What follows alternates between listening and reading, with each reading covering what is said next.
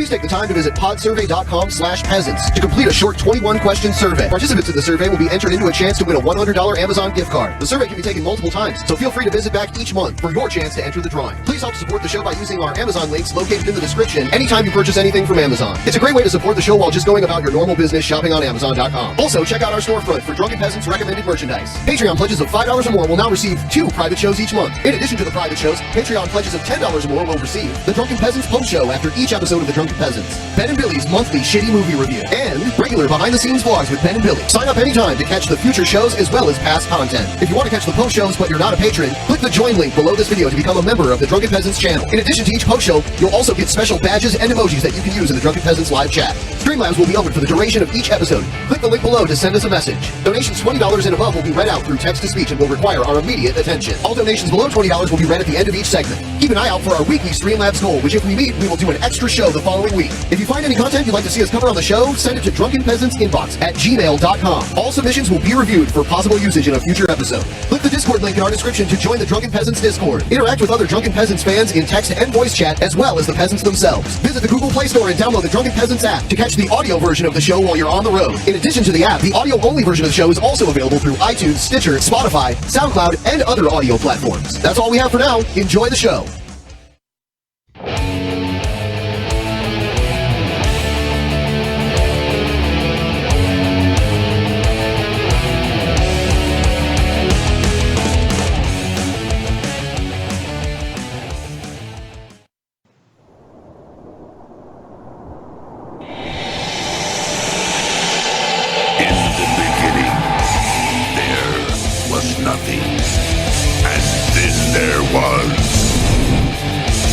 Drunken Peasants Podcast. Say, man, you got a joint? No, not on you, man. It'd be a lot cooler if you did. From the strangest corners of the internet, here to bring you opinions of the world from an altered perspective. Here are your hosts, the Drunken Peasants. Oh, hello everybody. Welcome to the Drunken Peasants Podcast, episode 583. And we are back again after a slightly long hiatus because our last episode that we attempted to record was just, not the episode itself was bad, but first we couldn't stream it on YouTube, and then we had all these tech issues, and then Billy's ass killed the whole show. Yeah, I hosted it, but I accidentally hosted my Dead Magic the Gathering Twitch stream. You hosted your channel where nothing was going on. It was so on bad. Our Twitch channel. Bad. During the show, everybody's like, wait, what the fuck? And that was after over an hour of other tech shit, and our audio was all fucked up. And then I tried to do a stream on my channel, the Benpai channel, yesterday, and the audio issues were still going, so I spent 4 fucking hours trying to fix it. And then I streamed for like 3 hours after it was fixed. And here we are with new and improved audio. And actually, if you notice, you don't have to turn it down as much, because our audio used to be like super blasty on purpose. Better too high than too low, because you can always turn it down, right? Sometimes you can't turn it up enough. So, but now everything should be at a much better kind of leveled playing field now. So, and we have Steve McRae, or Steve McRae, as G-Man called him. Hi. You guys are having technical issues. I'm sitting here with tape on my headphones, a wanky green screen that I can't figure out OBS to get work with Skype. So, yeah, I feel your pain on that. Trust me. Yeah. Oh yeah. Yeah, and obviously other things that we're going to talk about in a second that have been going on with you, and I think that's the reason why all of a sudden we had over 200 people waiting. You know what? Have you noticed? People just love the drama.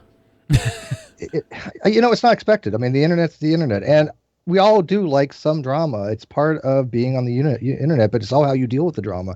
I think there's some people that thrive on the drama as bottom feeders, and there's other people that actually want it to hear the drama, but actually want to fix it. And I like that type of a person better that wants to fix the drama. Yeah. Exactly. And our purpose for talking about it is because I've heard a lot, I've seen a lot, but I would like to individually have both of you on. You tonight will have, I already extended the invitation to Kyle to have him on to say what he wants to say about it too. Actually, so we're trying to stay neutral on this. Obviously, I've had similar experiences, so I kind of empathize with what's going on.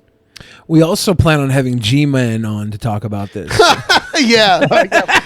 You know what? G-Man, you guys handed G-Man a victory with this. G-Man wins. Again? He wins. He's always the ultimate winner. I don't know how he does it. He's got mad skill. Yeah. Yeah, I don't know. He pulls it out. He's kind of like the LeBron James of YouTube debates. He always finds a way. Has he rated us yet? I don't know. I actually I know Ronnie True Pearson, he weighed in on it, and I guess he came down on my side, but I don't watch any of them anyways. But oh, really? I didn't even know that. Yeah. Well, I mean, it kind of seemed to me cut and dry, but yeah, I'm just kind of curious if G-Man did weigh in on it, but whatever. He may not even know that it even happened, but I just assume he was like, yeah.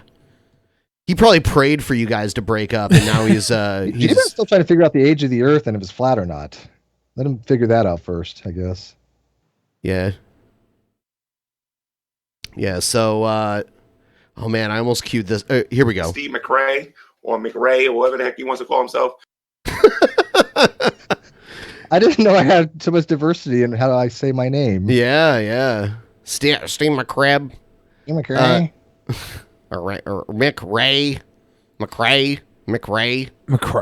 And by the way, yeah, guys, if you're sending in Streamlabs, we'll read it after the end of the first segment. Pretty soon here, we're going to talk about this. There's one thing I wanted to remind you all of, though. Tomorrow,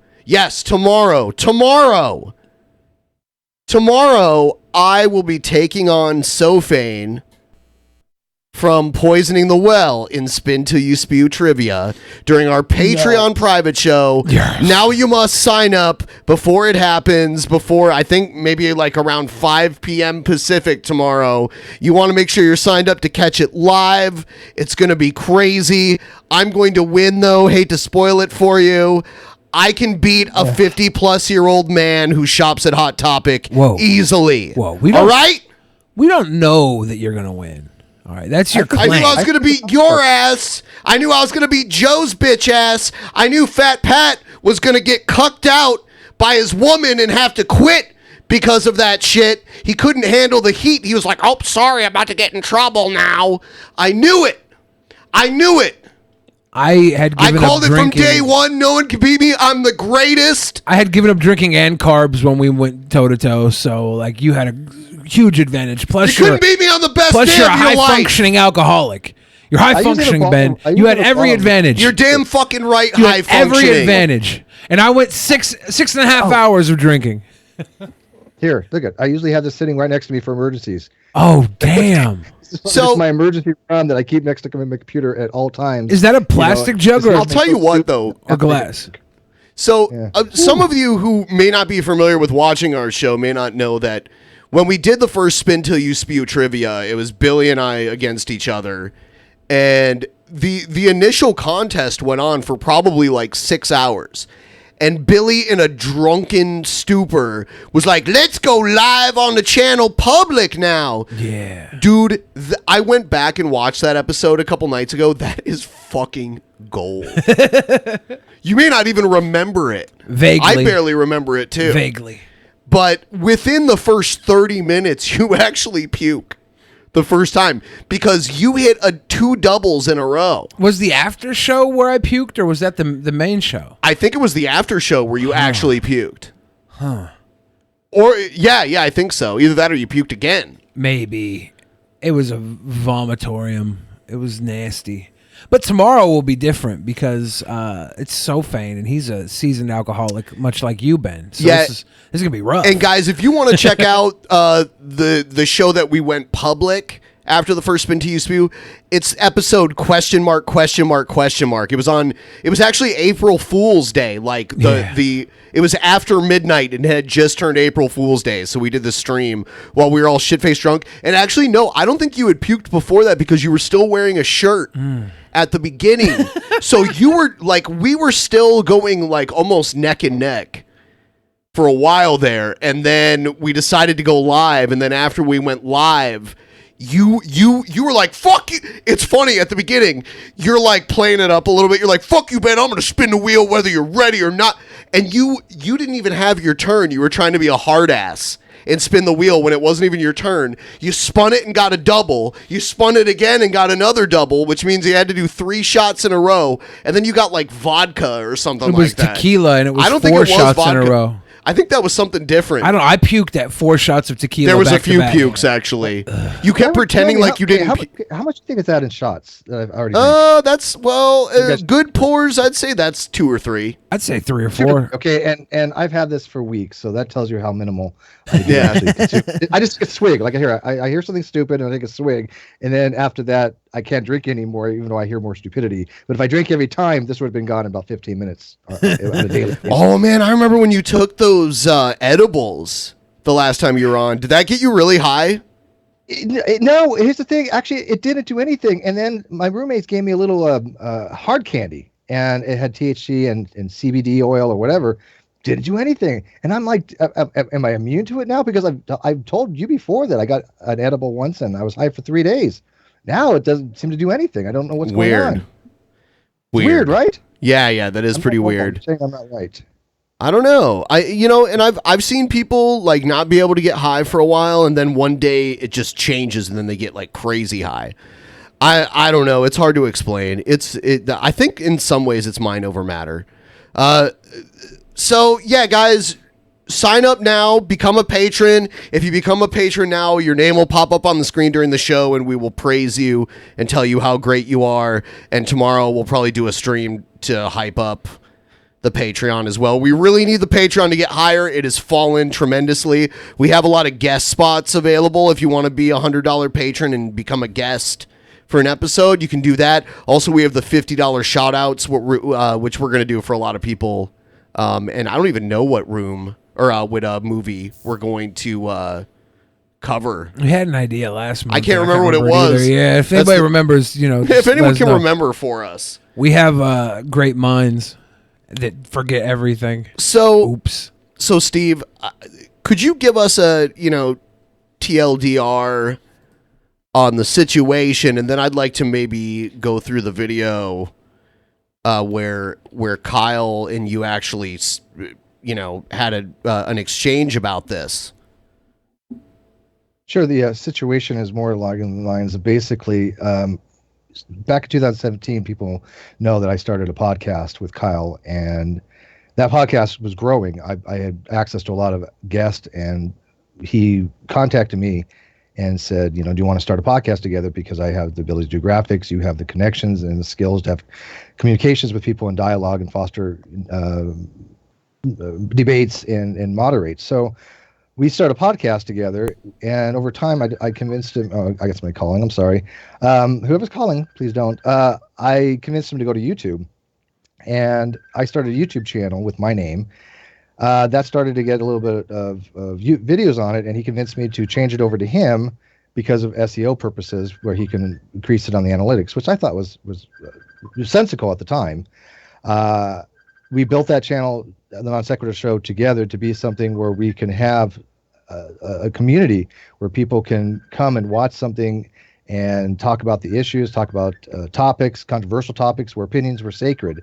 And unfortunately, I found out the hard way that you can have an opinion as long as it doesn't, as long as somebody else doesn't, if somebody else doesn't like your opinion, then of course, then things will change on that. Sorry, I'm a little frazzled, right? You might want to decline that call. Whoever's calling. Yeah, whoever's call. If it comes up again, I'll all right. Do my okay. It's behind my computer right now. Okay. All right. So as of right now, you find yourself with no access to any of the NonSequitur channel, correct? Yeah, well, he's been changing the passwords over the last several months systematically. Now, I don't remember who started the Twitter. He claims he did. I thought I did. I honestly, I don't have the information to claim that I started the Twitter, but I did start the channel. I started the Patreon, and he changed the passwords on all that. over the Patreon. I haven't had access to in ages. The Streamlabs I haven't had access to. Teespring I haven't had access to. He said he was going to take all the funds from the Teesprings, all the Streamlabs, all for future in perpetuities. Because it was originally everything that was supposed to be in our name was 50-50. And I wanted to give 10% of my shares to our wonderful producer, Brunator. He was adamantly against that idea, but I still tried to give some money to him out of my own pocket. I asked in 2017 for financials. I couldn't get any. He said, wait till after taxes. I waited to April. April rolled around and I said, well, how much is the we're talking about here? And he said, I don't have the numbers. The accountant has all that. I'm like, okay, well, can you get me that information? I don't know the accountant's name. I don't know anything about that. I have no idea where, any of the funds. And, I did ask him the way I wanted to pay out, right? But he's trying to run this narrative that this payout had to do with, with me trying to avoid things for my medical, which it has to do with my medical, but not in the way people think. But I have VA. And unfortunately, they're trying to say that I'm trying to scam the VA. I get my VA regardless of my income. It has nothing to do with my income. I guess the main accusations against you I've heard are VA fraud of some sort and tax fraud. It's ridiculous because first of all, anybody who knows about the VA knows that your VA is something you get for free for serving your country, and so this narrative that the revenue had to do with that has absolutely nothing to do with anything with IVA. The tax you have to have an actual reported income. I wouldn't even know what hang on, I'm gonna fix this real quick and then I'll be right back. Okay. Yeah. So while Steve is gone, we did watch a bit of the video that was announced, and we're gonna watch a little bit of it on high speed just to see.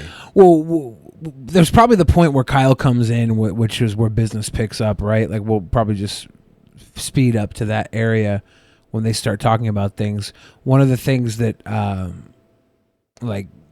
was said was that, Steve started this 50-50. He started the channel, gave the channel to Kyle for SEO optimization, which is search engine optimization. So the channel comes up when people search for certain things. It seems like giving a channel up just to get SEO is you don't need to do that, right? Right. Like you can have search engine optimization without giving up ownership of the channel. I don't know if this was a long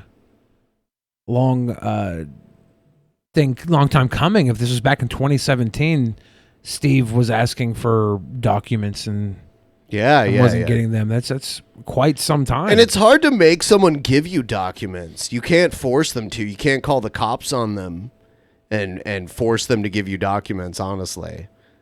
And if you really wanted to force them, you'd have to take them to court, and that's expensive. So, do we know?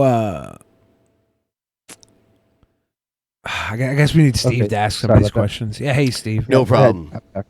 Yeah. So we were just kind of talking while you were gone. I think probably have you pick back up where you were at. We were just trying to fill some time while you were gone. Yeah, no problem. Just get back into it, and we'll pick it up. Yes. So I'm happy for them payout. It doesn't matter how I get my money. That's kind of irrelevant. PayPal, whatever. I just wanted it done a certain way.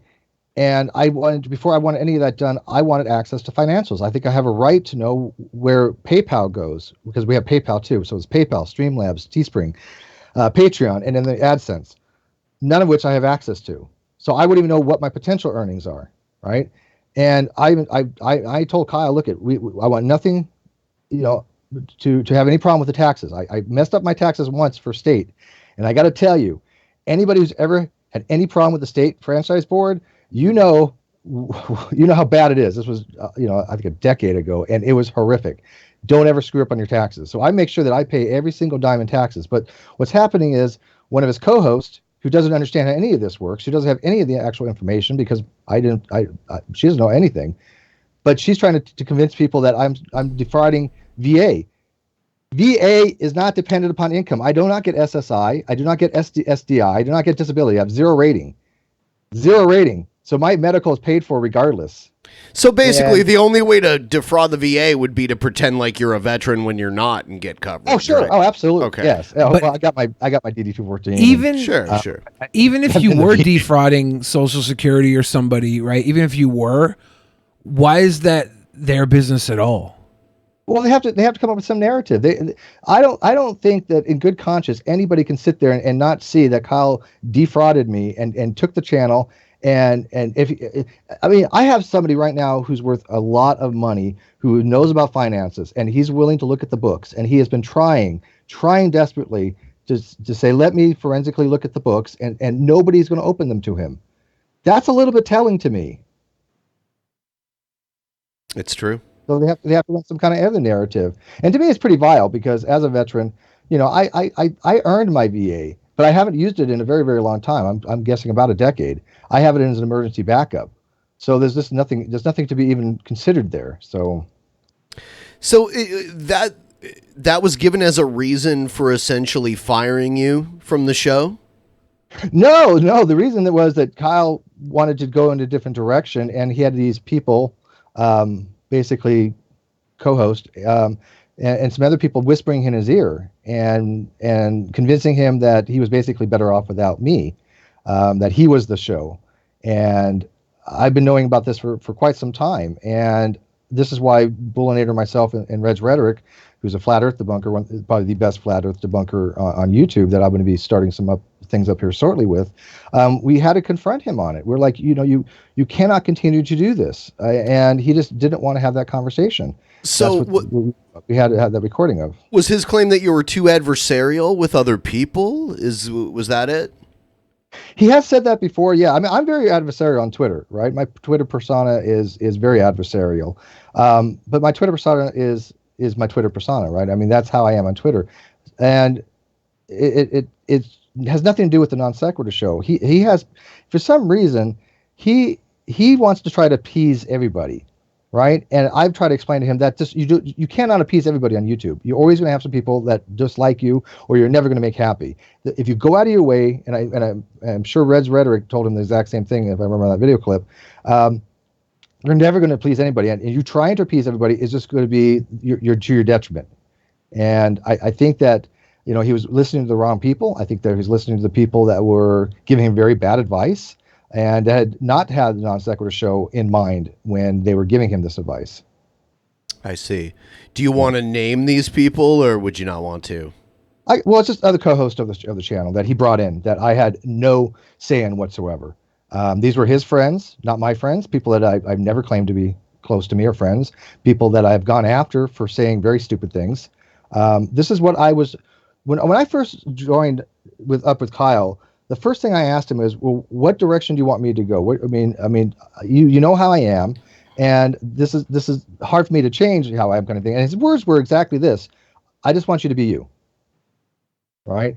And this is me. It's worked for me. I have a pretty successful channel of my own. I've been on YouTube for 6 years. I'm pretty well known for debunking Young Earth creationists. I have some very big name guests on my channel. This is one of the reasons why he got a hold of me in the first place, because I have a lot of connections. And I feel like he thought that the entire Non-Sequitur show was just the fact that he put some flash and bling on it, not realizing that the core group for the Non-Sequitur show are the people that came for the dialogue, people that came for the discussion, people that came for the interesting guests. And so when he started changing it to these other shows, right, with the other co-host, I thought he should have taken it to a different channel, because it was not what the Non-Sequitur show was about. And he could have full well had both channels, revenue for both channels, but he didn't want to do that. And therefore, he increased his workload by a considerable amount, right? Instead of going 4 or 5 days a week with Non-Sequitur, we're both contributing. I'm getting guests for the Non-Sequitur show, which I'm doing all the time. And recently, in the last month or so, a lot of guests have contacted me saying that, kind of responded to him, and he just said, well, that's because I was taking the show in a different direction. Oh, well, news to me, news to them.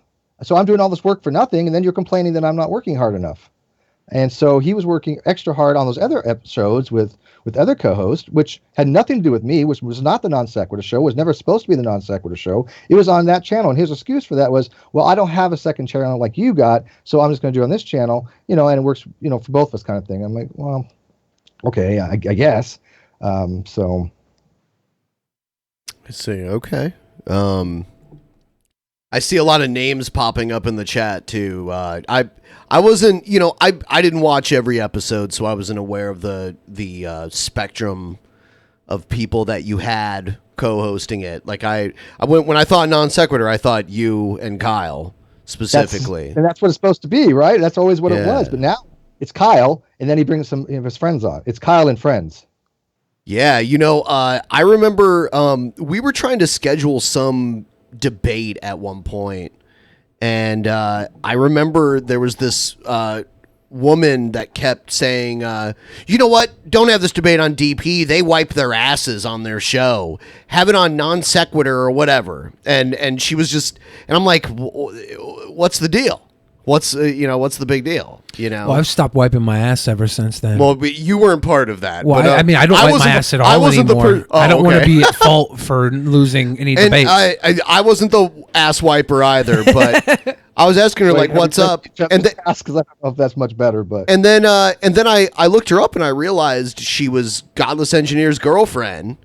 Oh, and she was totally disparaging our show and everything, ignoring the fact that the people who wipe their asses on the show are no longer on it. So I had kind of known Godless Engineer for a while, not that closely, but I had seen him around and talked to him. So I sent him a DM like, hey, your girlfriend's talking a lot of shit to me. And it ended up that she was in his DMs. She responded to me in the DM that I sent to him. So I guess she runs the Godless Engineer DMs on the Twitter too. And I'm not saying she's a bad person or that I personally have a problem with her or anything like that. I just thought that was an interesting anecdote right there. Yeah, well, I brought it with both of them, especially with her, because I call her out when she's wrong, and she's wrong about a lot of things. And they can't handle that. And yet the whole purpose of the NonSequitur show is to call people out. No matter how much I disagree. Also, niggy my nigger. Oh. Is that French? I don't know what that means. I think it is. Huh. Yeah. But thank you for the support. Back to wiping our asses. Yeah. On the video, Steve, you accused Kyle of stealing from you, right? You still feel that way? Absolutely. How yeah. can I not? I'm I don't know. What else word am I supposed to use? When you make an agreement with somebody and you say, look, it's 50-50 and it's supposed to be that way in perpetuity, his words as well, and everybody knows this, and we built something together, and he arbitrarily, monolaterally says, look, you know what? I'm just going to take over this channel now, which, again, I started and gave to him. It was our channel that we co-owned, not the Kyle Curtis channel, but the NonSequitur show. Yeah, how much am I supposed to look at it? And especially when I was relying on that. I mean, we were building the stuff so we have future revenue out of this. There's money. There's tens of thousands of dollars involved here, and I can't even see the books on it. Yeah. So how did you commit tax fraud then? If you can't see the books, you tell me this. I don't know. I have actually friends that are geniuses in finances. The guy that is doing the books, he's the 76th richest person in Australia. Okay. He's got money. He knows what the hell he's doing. He's starting a new business and he's expecting another 20 million in a year or two. So he has no financial reasons to screw anybody over.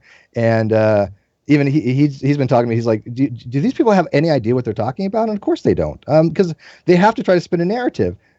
And if I was worried about tax evasion, then why am I worried about my money? I'll tell you what. When you own a business 50-50 with someone, a YouTube channel. We'll start it off on a level everyone can understand. When you own a YouTube channel 50-50 with someone, and one of the two people decides to change the passwords and lock the other person out, that's the equivalent of owning a convenience store with someone, and one day they change the locks on it, and you can't get into it anymore.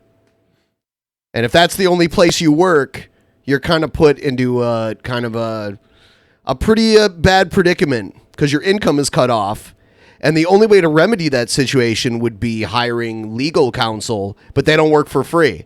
So you need legal counsel to get your income back, but you don't have any income to pay your legal counsel. I have my legal fees paid for right now. If I decide to lucky you.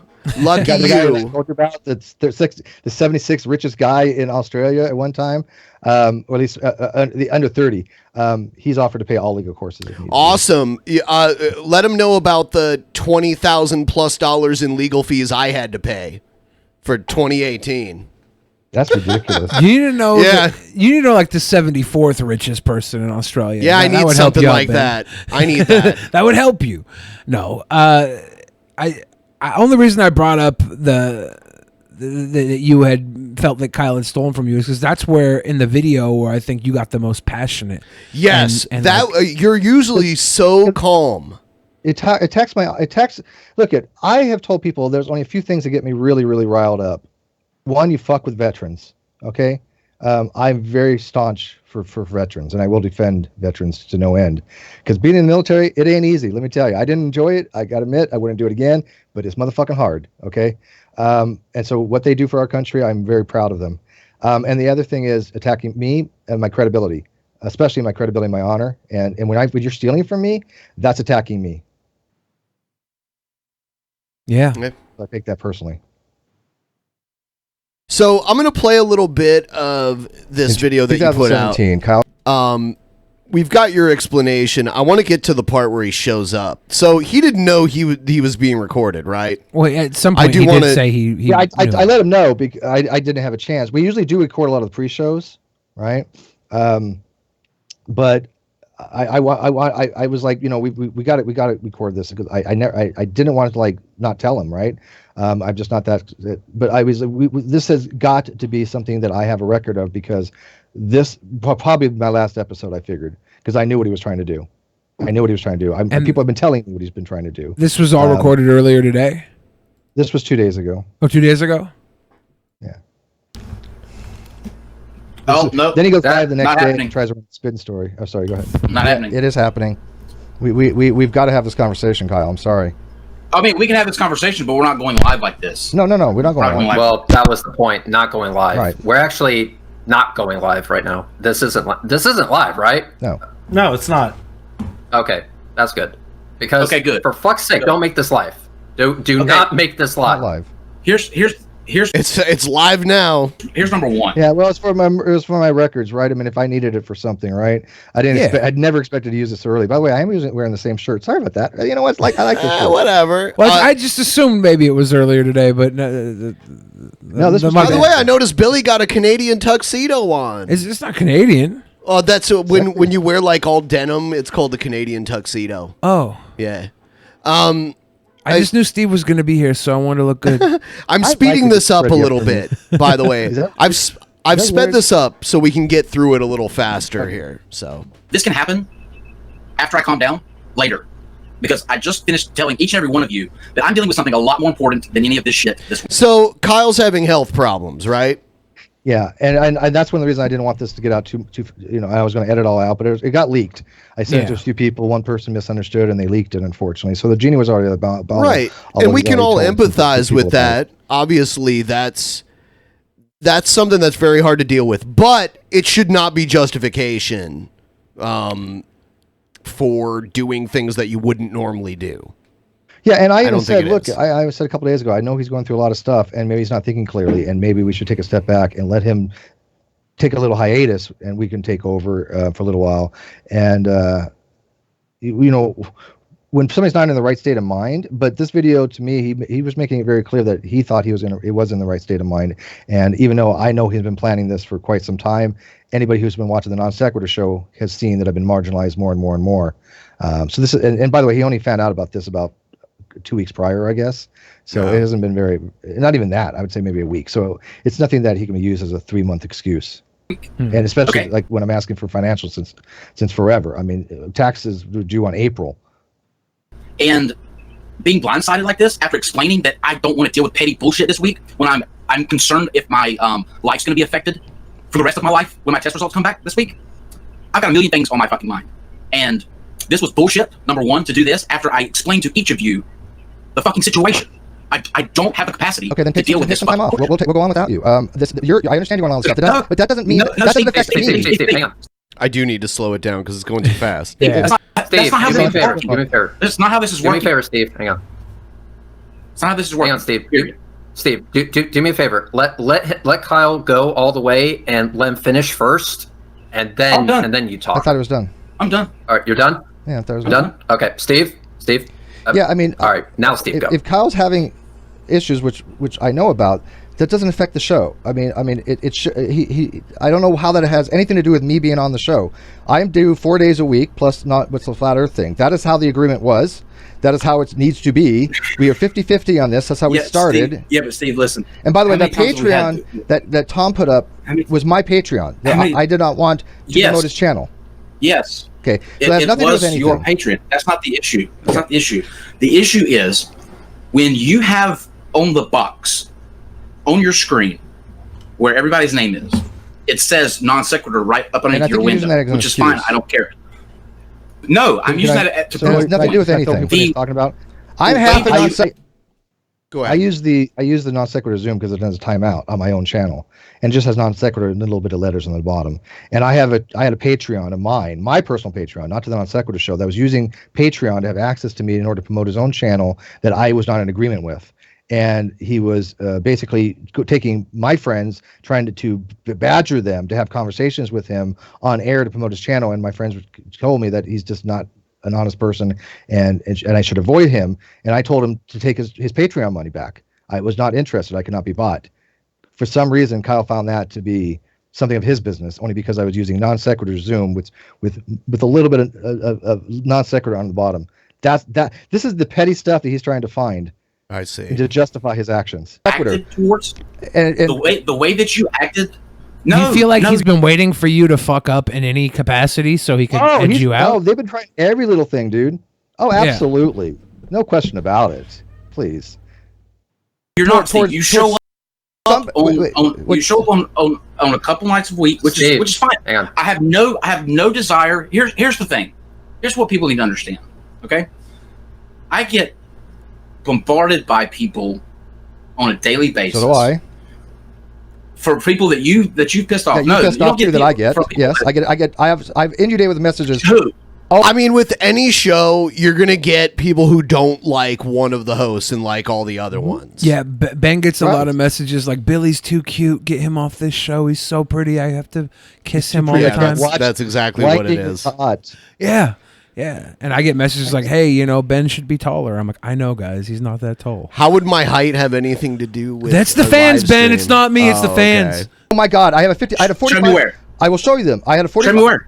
I had a $45 Patreon. Leave non-sequitur to come to my channel because he didn't like the way these new channels are going. I literally just got a message 2 seconds ago from somebody saying, right here. I'll screen share. Okay, now hold on. Wait. Does that have anything to do? He literally just said, "I haven't seen you on non-sequitur for a while." I've inundated with messages like that.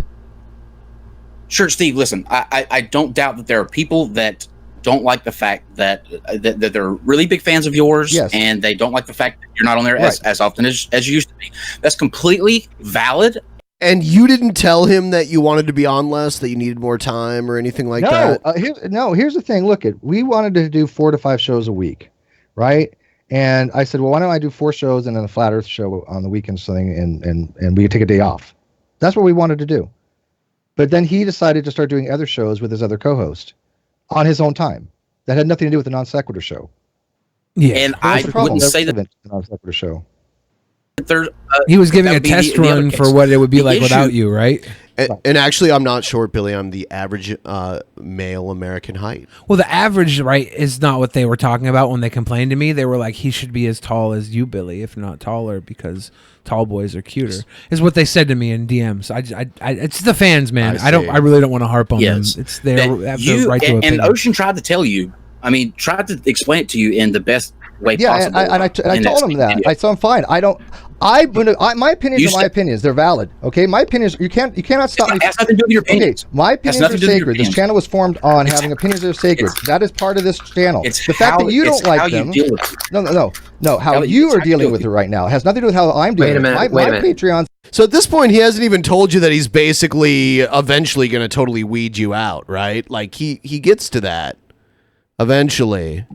Yeah, and he does eventually say that the plan was to basically have me on every so often, pay me for the days I show up, like a hireling rather than a partner, and then taking it into a completely different direction. And matter of fact, it's kind of funny because the beginning of that video that I put on my channel, it's all, I never had any plans to kick you out, blah, blah, blah, blah. And then at the very end, it's like, oh, yeah, I'm going to marginalize you. And that was the thing from the beginning because I'm taking it in a new direction. It's the entire story changed.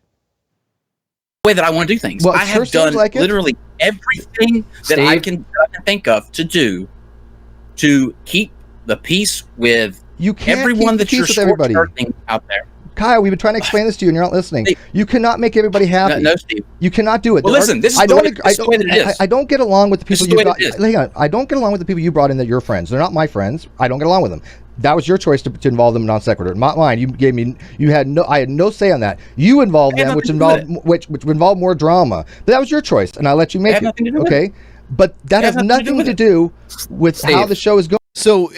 He wanted to take the show. Your claim is he wanted to take the show in a direction where there was more drama. Is that what you're saying? Yeah. Well, I think he wants to take the show into the direction of more, of the atheist stuff, of the gay stuff, which is fine. I support both those, right? I mean, I'm happy to support either of those. But that's what he wants because the show has gotten larger now. Because he has a platform. Because we had fans. He thought he could change the entire dynamic of the show into more of a progressive, a liberal type format than the non-sequitur show that we started, which was me and Kyle talking to a single person as a guest, or having one guest and another guest having a discussion between each other that we kind of moderate and facilitate. Has absolutely nothing with that. Yes, Steve. Yes, go ahead. Steve. Okay, let me try to talk to both of you. Just this is me looking from the outside in. I understand that there was this thing where I am non-sequitur and I am part of you guys. I am not. I do not consider myself. And who is this individual talking right here? Oh, that's wonderful. Red's rhetoric. You guys don't know Reds? No, not familiar. He's like the most famous asshole I know. Yeah, he's a total asshole, but I love him to death. Yeah, I was watching this earlier, and I did have a few laughs at what this guy was saying. So he's right. I'm gonna be starting something with him. We're gonna be working on. I've known him for as long as I've been on YouTube. He's been my staunchest supporter, and he debunks flat earthers, and he takes flat earthers and just shoves facts up their ass. Or part of non-sequitur. I've shown up on a few shows. That's it. So let me see. Let me try. Kyle, give me this opportunity. I'm asking you as a friend, okay? What I saw over and over and over again is the non-sequitur slowly shift in a different direction. Whenever Steve McRae has come on to the show, a lot of people are genuinely happy to see him. Yes. There are a few people who are not. Hang on. There are a few people that problems with Steve McRae. I accept that. Do I also accept that he can be kind of standoffish at times? Oh, fucking absolutely. We all agree with this. Then let me talk. So if we all agree, then this should be music to your ears. What I'm seeing though is that there is a fundamental disconnect between this 50-50 that was supposed to be happening. Yes. Kyle, as of right now, you have taken control. You said, Steve, if I wanted to cut you out, I would have done it long ago. Right. You have 100% control already. But what the original agreement was, from what I heard, is that it was supposed to be 50-50. You both would work equal amounts to make sure that you would not be so overworked. And if there's shit on your plate that you can't deal with, I will be more than happy to take your place alongside Steve McRae and host a non-sequitur. I would actually feel honored doing that. Kyle, if there is too much on your plate right now and you need some time off, give it to us. Let us do tonight's show and let me make you fucking. So were you trying to salvage this? You were trying to do a show at this exact moment here? Is that what happened? This was prior. Yeah, this was prior to. Rez Rhetoric was supposed to have a discussion with a flat earther.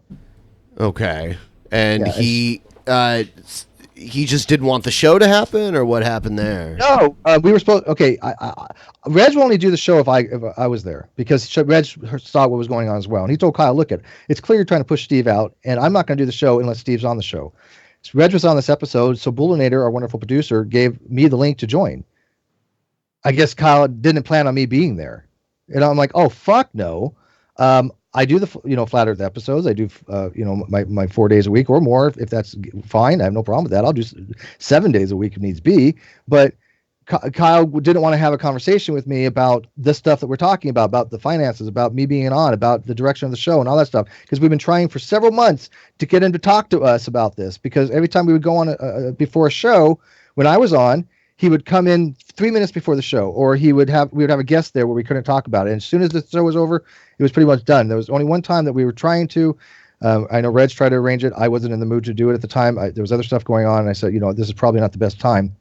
But Bullinator and I both been trying to get a hold of Kyle and say, what the hell is going on here? Because we don't know when the show's canceled. We don't know. You're not telling us about the guest. You're not telling us, when I'm on. And I'm like, all of a sudden, it's like, okay, when are you doing this with this other person? When are you doing this with this other person? I have to 4 days a week, and all of a sudden, he's doing this with one person. He's doing this with another person. He's doing this with another person. Oh, wait, it's then Steve. Oh, fuck no. That wasn't how it's supposed to be. That's not the Non-Sequitur show. Detail that goes into this show, for a very simple reason, and just like I told you, and I trust you with the handshake. That's our thing, right? But I also trust you to keep your word to me that I'm doing 4 shows a week plus the flat earth. That was our agreement. I expect you to honor that. That is our agreement, Kyle. I expect you to honor it. Listen, I'm gonna explain something to you. Okay, the reason that I used that term that I could. That if I wanted to cut Steve out, I would. It's because for a very simple reason, and that is because. Is he indicating that he had the authority to boot you at any point? Is that what he's saying here? Or? News to me. I found out that night that's what he thought that he had the power to do. Okay. If we look at the situation, without the feelings of friendship or things that are involved that sort of cloud that up. Non-Sequitur in every aspect is me. Now, but because you've made it about you. You have gone out of your way Kyle, you have made it about you. Your personality has taken over the show. Well, maybe that's the case. Maybe that's the case. But this is where we are now. This is where we are now. Why did you do that? Just let me explain. Let me explain. The feel of the show, the style of the show, the layouts, the music, every single detail that goes into this show, I make sure that it's done painstakingly and to a That's why we teamed up beginning, because that was your forte. Hang on there. First of all, I have done graphics. I did the dumpster fire thing with Red's Rhetoric's logo on it, and I was doing other stuff. Kyle didn't like it. He's like, no, I got it. Don't worry about it, kind of thing. Right, I did that entire CGI with the dumpster fire burning and the Res logo. I've got some skills in that, but he neglects to mention we have one other person with Non-Sequitur, our producer, Bullinator, that spends an exorbitant amount of time getting these assets, putting them together, making it look smooth, right? And not something he wasn't being compensated for. All of a sudden, it's like, oh, it's all Kyle doing this, neglecting everything that Bullinator's done for the show. Even if it was him. Even if it was him in a 50-50 ownership that doesn't specify the duties of each individual, even if he was doing all of that, it still doesn't give him claim over a majority interest in the company. Correct. But his ego is 100% of the show now, it seems. Okay. And he's negating all the work you did bringing in guests early on and having the channel to even build from. The next day, he was so magnanimous to say that, oh, well, I'm not going to try to diminish the contribution Steve made to the show, paraphrased. And I don't want anybody going after Steve just because, people don't agree with Steve and because he may not, he's no longer part of the show. I don't want people to go after him. And I'm sitting there going, Kyle, he's so oblivious. He's so oblivious to the fact that 99% of every comment left in every video is in support of me. 99% if I had to guesstimate. And I don't think that's hyperbole. I really don't. If you ask our fans, only 1% of the people like Kyle, or do they not know he did all the cool graphics, so they couldn't give him credit? Oh, they do. They know he did the graphics. I mean, nobody's ever taken that away. I always liked, personally, I always liked Kyle and got along with him fine. I just wanted to throw that out there. I kind of think he might be gay, though. It's questionable. Yeah.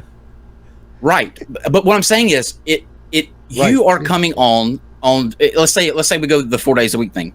You show up And like I said, I have no interest in cutting you out. But you show up, you do your show, and then that's it. What have you asked, dude? I have provided the guest. I had dozens. Also, give you send you emails of people that have said Kyle's not responding to me. The real loser in this situation, regardless of how bad whoever gets fucked over, are the fans. Yes. I'm just throwing that out there. The fans and Steve. And when this sort of thing happens, it's always the fans that lose.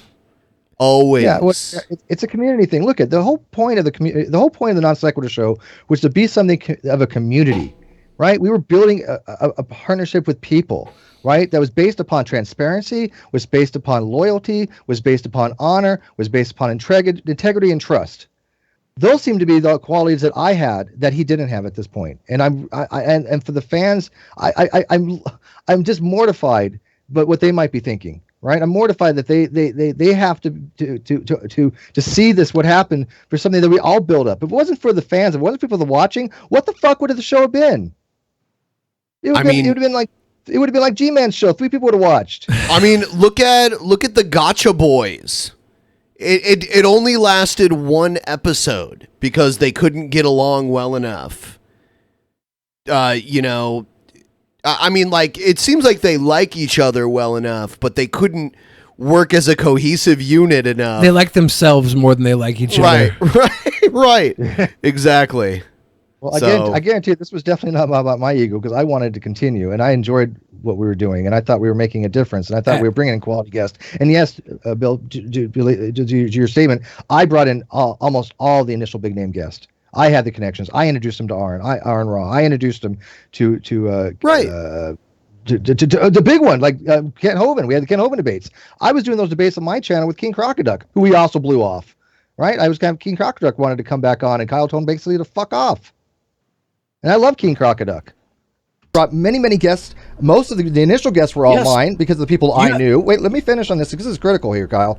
So we combined our forces together, right? If you wanted to start doing stuff with Mr. Atheist and KC and Godless, start a different channel for that. Start your own channel, do your own form, and let this channel be Non-Sequitur the way it was. Do it with us. We do it 4 or 5 days a week. We're not going back. Number one, we're not going back. What does that mean? We're not going back. He wants to continue with the agenda that he has with the new co-hosts. I see. Well, I don't care whether we go back or not. That's really not my concern. All I get is all I know is this. All I know is this: I'm due 4 days a week plus a flat Earth thing every so often, and half the funds, and then we got to figure out how to. Would you be comfortable? No. Giving Steve McRae half the deal? I want to hear what Kyle's saying. This was the agreement from day one. You want to change that agreement somehow? We're gonna change that agreement. What do you think is the correct change there, Kyle? I'm in the middle right now of. I think that this is my vision of how I think this should be. I think that you should be involved on the shows that absolutely speak to your forte and your expertise, the science stuff. Anytime we do things that deal with science, philosophy, those sort of things. The things that you are, because in the grand scheme of things, if you take a step back, if there's a show about something stupid that you're not that into. I mean, what's the point of just... How magnanimous. I'm agreeing with that, but I have brought those people to the table. I just have Jeff, Dr. Jeff Zersky on my show. He's welcome to come on Non-Sequitur show. But just fine. But that's still, my name is attached to Non-Sequitur. I am half the Non-Sequitur show as co-host. I am 50% of that. Are you trying to cut me out of the funding too? No. In a 50-50 partnership, no one has authority over the other one. Yeah, and he just said, I'm not trying to cut you out. He said no, and then he goes on, we'll find out. He's like, oh, no, it is changing. You don't get it in perpetuity. No. I'm taking the Teespring, taking all that stuff. No, not up until the shift started where I started doing so wait a minute here. So now there's a shift, and now you think that I'd earn less? So I helped build this channel? Obviously, yeah. So I helped build... This is the only time I've ever seen you get angry, ever. I helped build this channel... Yeah. Day one, and now you're trying to cut me down on the finances? What are you talking about, Kyle? We said from day one this was 50%, 50%, no matter how it went. Look at how you can look at. It's not going to be Steve when you show up for 3 days a week. And that's because you don't schedule anymore. You don't give me the link. That's just not the way. That's because of you, Kyle, not me. I'm ready every day. Wait. I was ready for the last time we had a show, and I didn't know it got canceled 15 minutes before the show. I'm sorry, Kyle. You don't want to go down this route. Trust me. We started from day one. Yeah, I'm going to go down this route. Hang on, Steve. Kyle, hear me the fuck out. Yes, please, Rez, because now he's talking about 50% going down less than that. Steve, you're not 50% anymore. Please hear me the fuck out. All right, Kyle. Yes. This is me talking to you. If you take over most of the work without telling Steve about anything, you can't complain that you're being overburdened at this point. And you can't take the funding. You've taken every penny that you use for rent and for flights, and I've not seen a dime of it. And now you want to cut me out of that? Are you ready for your money, Steve? Are you ready for your money? Steve. No, I want the deal that we agreed with. So is he trying to send you a quick payoff? Yeah, that's what I kind of felt, and somebody else went on the Red's channel and tried to run that same thing. Well, why don't you take a few shekels and be on your way, kind of thing. And I even told me, well, I'll give you the money as due, and I'm like, that's fine. You can PayPal it to me, whatever. Send me a check. Well, I don't even care how I get it, but I want to see the books. How can I know what I'm due if I can't even see how much income was accrued by the donations of our fans? That's just absurd. How do you run a business like that? The deal. My deal was this channel was going to be built up and have revenue for my daughter, Kyle. That I was going to have something in this channel in perpetuity. It's not going to go into perpetuity. No, not into perpetuity. No, it was always supposed to be in perpetuity, Kyle. How dare you? If we built this together, I suggested the damn YouTube channel. I'm sorry. You're stealing from me, Kyle. You're fucking stealing from me. If you go down this route, okay, and I will make sure people know you're stealing from me. This is the route we're going to go down. So I mean, are you kidding me, Kyle? Do you really want to tell people that you're stealing from me? I helped build this channel. If that's the way people are going to look at it, I don't want people to look at that. I don't want it either. I don't want to corrupt your reputation, Kyle. Steve, I'm asking as a friend right now, and I'm asking you, Kyle, as a friend right now. Both of you guys, I know Kyle's done a lot of stuff. You may want to think about this. Yeah, that made me laugh earlier. What's that? I like this guy. Both of you, please shut the fuck up. I gotta tell you, I learned a lot being on YouTube, but one of the people I've learned probably the most from is him. And it's not so much the technical stuff; it's the fact that he doesn't take any bullshit, and I don't take any bullshit. We tell people the way it is. We say what we want to say, when we want to say it, how we want to say it, and whom we want to say it, and how we want to say it. And we suffer the repercussions if we're wrong, but we will argue to our deaths if we feel that we are in the righteous thing, and we have the evidence to support it. And we're all about that, having the evidence to support your claims. Stop. Oh, I have. Stop. I have. Just stop. Just fucking stop, guys. Okay? This is honestly tearing me up inside, and it would be nice to know that both of you actually give a shit about my opinion. I do. All right? What? Okay. All right, good. Then there should be no problem with shutting the fuck up for half a second. Okay? Kyle, I'm going to talk to you, and then Steve, I'm going to rip you a new one as well. That way it's even on both sides. Kyle? You have gone behind Steve's back. Hold on. You have not been if he's going to rip you a new one, it's not really even because Kyle's used to getting his ripped open. Oh, you had to go there. Had to go there. Sorry, gay joke. Really? Yeah. How do you know I'm not? How do I know you're not? Oh. You haven't hung out with me, have you? Do you do butt stuff? Well, I mean, I haven't yet, but I like you, man. I just got to hang out with you then. Variety of the spice of life. Steve, tell Dusty the cockatiel that he's a beautiful bird. Will you tell Dusty the cockatiel that he's a beautiful bird? Dusty the cockatiel, you're a beautiful bird. Yay! And you have taken control. Does Dusty want a new one ripped open? Taking over most of the work. When you're overworked because of that, and then you start basically making financial decisions based off that, that is indeed a dick move. Steve, for you, not being forward with Kyle as well, because believe it or not, you weren't forward with him as well. I understand you've been trying to get in contact with them, but the fact is it didn't have to go that far. It didn't have to go to the point where Kyle felt like he was being pushed away. That is bullshit, and it should never have gotten that far. So yes, I do sympathize with Kyle in that. Hang on. Do you feel like you were pushing Kyle away in that statement? Like, how do you feel about that? No, what it was over the last couple months, I known him to be very, very mercurial and very and unpredictable. And I was trying to take a very kid glove approach to how I wanted to do this because I knew that if I went about it the wrong way, he was going to take everything. Okay. Yeah. Yeah. Well, this is why I'm not as shocked by it as I probably should be, but it still angers me. I mean, people have known me for a long time. I don't like to see people get fucked over, and I don't like people fucking themselves over. I was really concerned Kyle was going to fuck himself over and everything that we built, because his whole thing was he was so invested in the image of NonSequitur show, and I'm sorry, but the people telling him how to do things were not heavily invested in the NonSequitur show, and they were not giving him good advice. And what he did is just destroyed it. He's destroyed what he's built, and I didn't want to see that. I built things before. I had the great debate community that people have tried to destroy on that. I understand what happens when you build something and all of a sudden it just crumbles.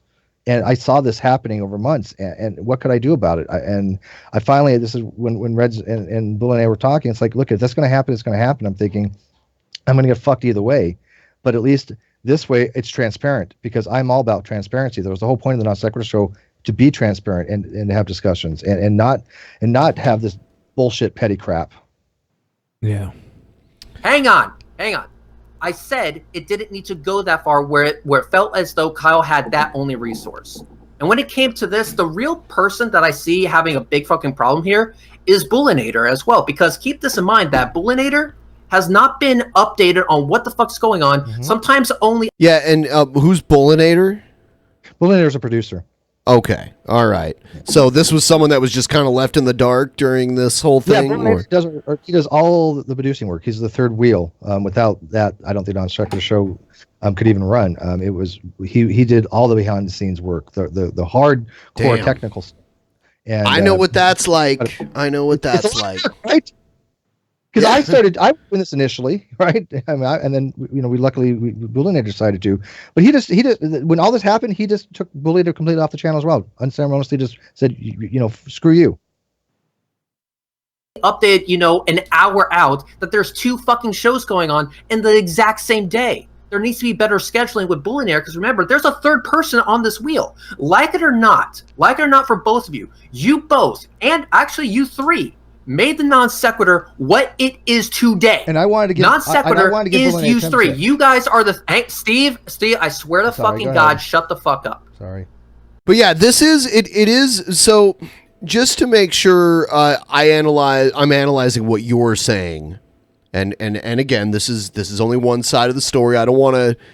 I don't have a dog in this fight, and I've only talked to one of the two of you. I'm trying my best to remain absolutely partial, but. What I'm getting is people got in Kyle's ear. You and Kyle started this channel together as partners. You saw success in it.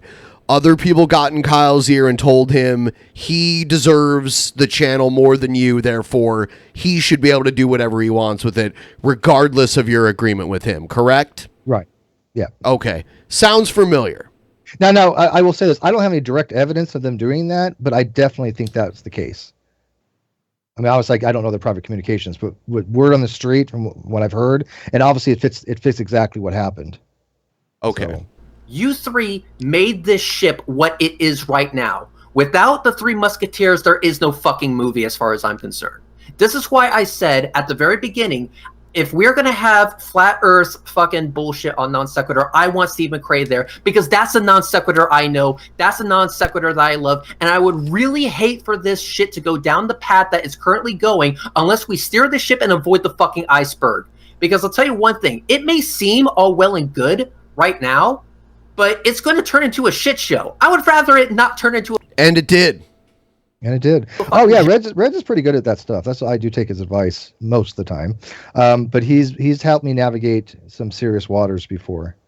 The days that you're on the show going forward, and no, I'm fine with that. No, Half I mean, the that's Patreon, not really- Patreon's mine that I've not seen a dime on. Half the Steam Labs is half of that is mine. Half of that the intro. Everything Steam we Labs, earn we on don't this get anything channel. from Steam Lab. The Teespring stuff, I make all of that stuff. We have Patreon, $1,000. Yes, and we have $1,000 from Steam Labs from 2017 that I didn't get a dime of. You took all that. Steam Labs.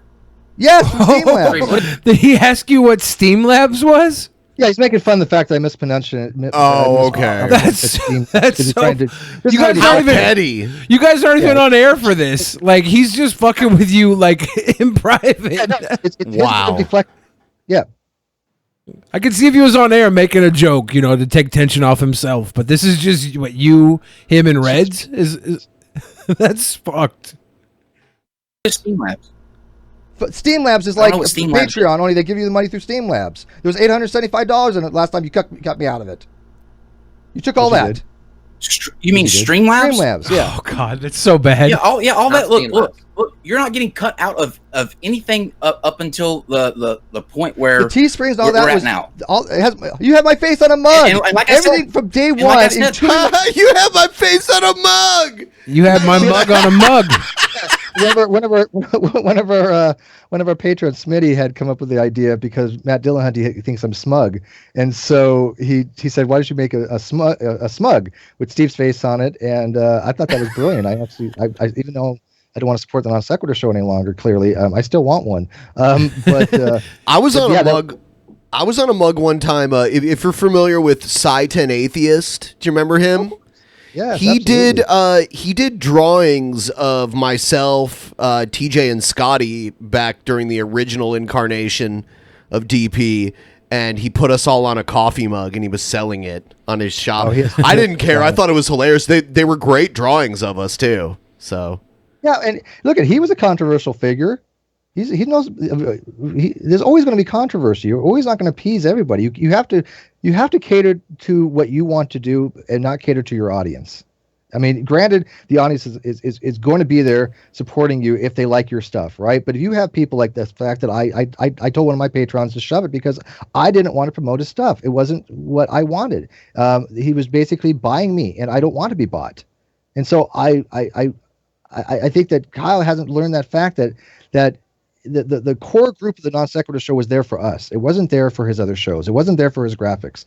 It was for the content that we brought together, and especially on the shows that were the higher rated shows, or at least the ones that most people enjoyed more, would tended to be the ones of intellectual content. sure, and I mean, obviously not to. We shouldn't diminish what it takes to make graphics and make things look good huge. and polished and everything.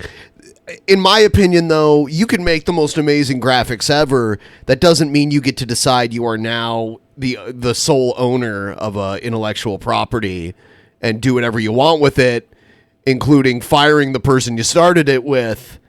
That's how I feel about it right now. I'm not so sure about that, Ben. I think if I make a really sick overlay, then DP is mine. Oh, okay. So it's almost like the old hardcore championship. It's up for grabs. Yeah. 24 hours. Dude, if I make the sickest overlay, you're out of here, Ben. It's me and Steve. We're the new Drunken Peasants. No, I'll do a new stream. Fuck. Oh, damn it. I got it now, bitch. Damn it. Well, what's funny is I've been inundated with people that are graphics artists that when we start doing some other stuff, I probably have too many people that want to help out now. Yeah. I think at this point, did you see any sort of repair between you and Kyle at all? No. Yeah. We tried. My concern now is that he's not in communication with anybody. The person I have asking for the books he hasn't got any feedback whatsoever. I don't know what's going on with anything. And he was saying he's getting his diagnosis back. That would have come back by now within a couple of days. No, you think he's okay? Like, have you had any contact with him? I think so, but Okay. I'm not privy to that. But this is still a business. This was a business either way. There's money's involved. It's true. Tens of thousands of dollars. Well, you made a good point. You said you'd take over while he was out if he had to take a step back. Right. You're like, I'll take over. I'll give you 50%. Well, of even if everything. he That's was what we just agreed on. overwhelmed with the work. Yeah. But it seems to me, by what I understand, that he voluntarily took on this work and he was slowly kind of pushing Steve more and more to the sideline. is what I'm getting from what I'm hearing. He took on, wanted to do 2 shows a day sometime. He wanted to do things with other hosts. He took on that on himself, right? I think the biggest amount of work was just him maintaining his ego.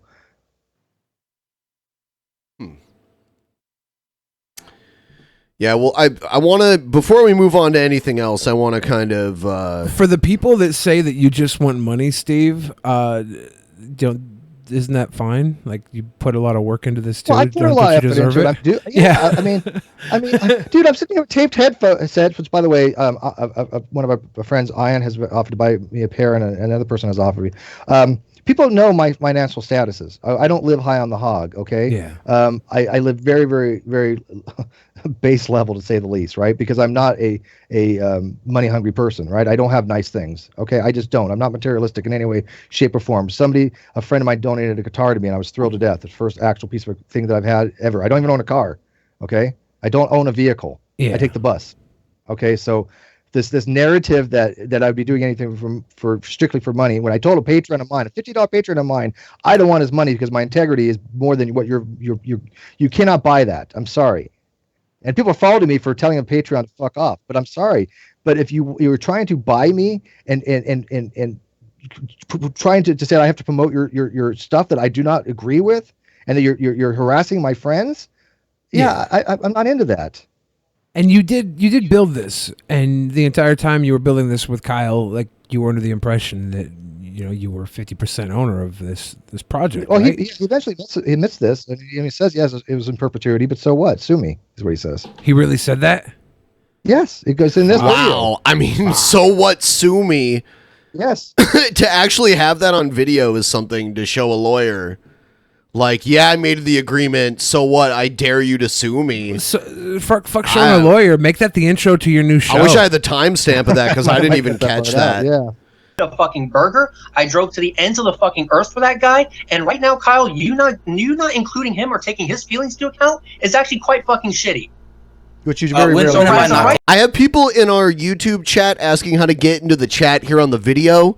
The way you do that is you have to become at least a $1 Drunken Peasants patron or subscribe star. Link in the description. When you join it, you'll be automatically assigned the role through Discord. You just got to make sure you have your Discord account linked to your Patreon account, and it'll let you get in. That's the only way to get into that. It's definitely worth a buck. But and we're going to do a Q&A in a minute here where we're going to let people kind of rapid fire questions, and we'll pick the ones we want. It's definitely worth a buck, but $10 gets you even more. So if you're going to do a patronship, look at chucking a 10. By the way, if you're watching right now, please make sure you're subscribed. If you haven't subscribed before, please subscribe. Welcome.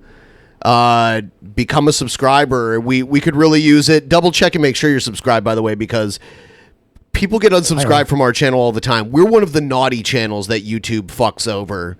YouTube does that, don't they? They really do, out of nowhere. Yep. Yeah. Yep. I've seen it happen. We get people unsubscribed every time we post a video. If we don't post a video for a little while, it starts going up. By the way, if you only have basic attention tokens, we take those too, because that counts as real money. Like, I had a guy tell me, I'm unemployed, I can't give you real money, but I just gave you like $20 in basic attention tokens. I'm like, well, that's real money to me. Yeah. Even though he didn't have to spend real money to generate that, it's just using the browser. Use the Brave browser, it generates money. Yeah. And then some you give fans, it to your creators. Some fans have given me like hand jobs and stuff, and that's worth at least $20. Someone named Dylan Da Pickle just said just had to resub. Yep. Yeah, literally, guys. Sorry. And actually, for those of you watching, I had asked Steve earlier if he was interested in coming on the show, at least like once or twice a month. He said that sounds good to him. So we'll probably have Steve. Yeah, we'll have Steve on more often. So if you like Steve, you definitely want to subscribe then. Yeah, it's like, I like you, Steve. I have fun when you're on the show. What I catch of the NonSequitur show, I love. I like Kyle too. That's what sucks here. I think everybody who was a fan of the show, of your guys' show, is going to be fucking torn here, right? That's why I say the fans lose. The fans are the ones that lose here. Yeah, I gotta say that I'm so appreciative of all the outpouring that I've had. I mean, I woke up and it was just I couldn't. I think it was the first time I couldn't physically probably get to everybody to respond to them. Yeah, it was just too many. You need that in moments like this. You need the fans to remind you that you're not alone here. So for those of you watching right now that like Kyle, I'm not saying don't like Kyle. I like Kyle. We have Steve here now, and unless I know he's saying something that's flat out false, I'm just going to go along with what he's saying right now because I don't have evidence to the contrary, and I'm not privy to any of this insider information. So I'm just listening to what he's saying and commenting on it. But there's two sides to every story. Right? Yeah. What being objective is. Right. Yeah. Yeah. And since it's Pride Month, I'm actually going to side with Kyle here. Oh, only because of that? Why do you keep bringing that up? Because I love gay people. Okay. I haven't seen Rocket Man yet, though, so maybe I don't love him as much as I thought I did. What? Oh, is it because he wanted to pay you to poo on him? Elton John didn't want to poo on me. It was another British musician. A famous British musician that's secretly a feeder, tried to pay Billy like $10,000 to eat a bunch of food and poop on him. Yeah. And Ben's convinced it's Elton John, but I keep trying to tell him it's not.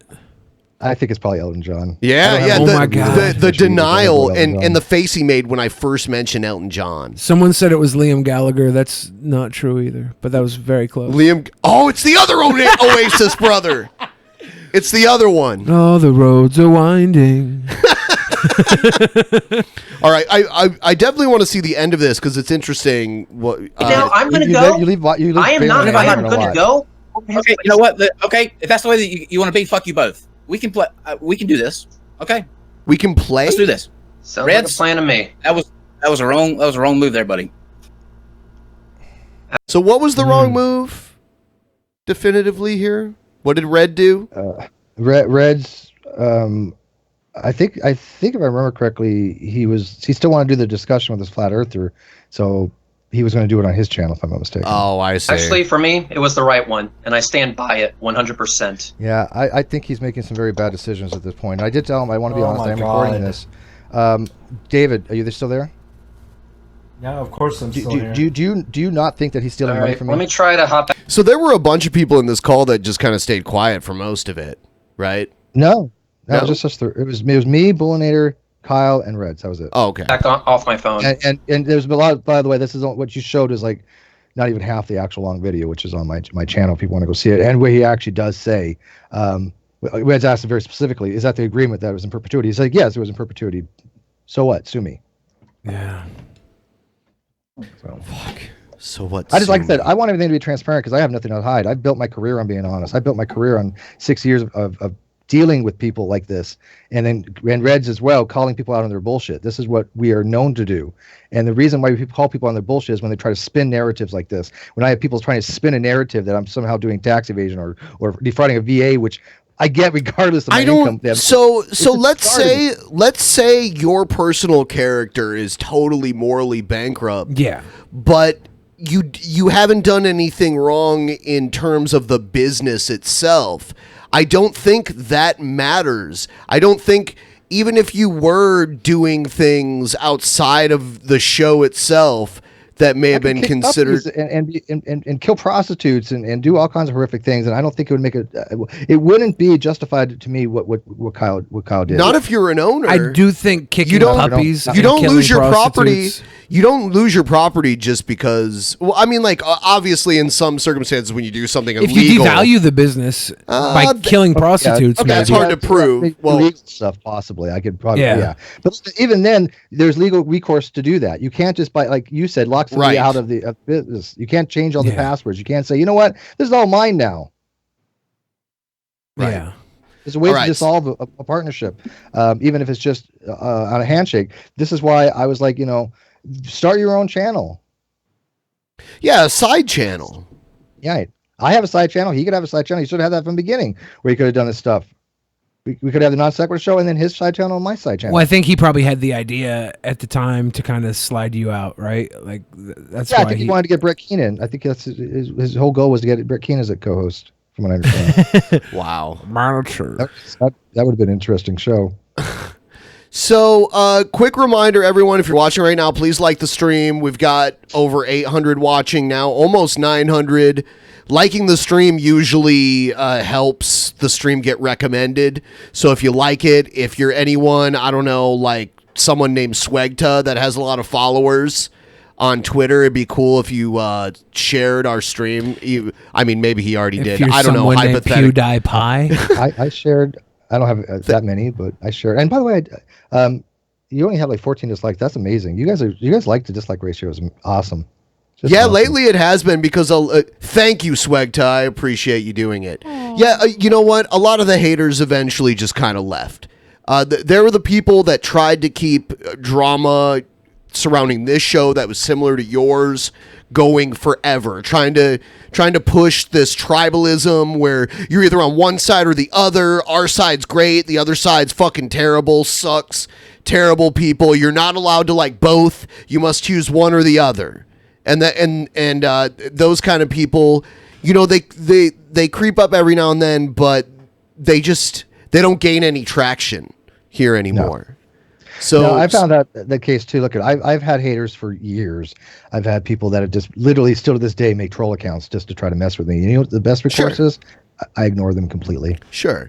They feed off of attention. And yes, everyone, you're allowed to like both.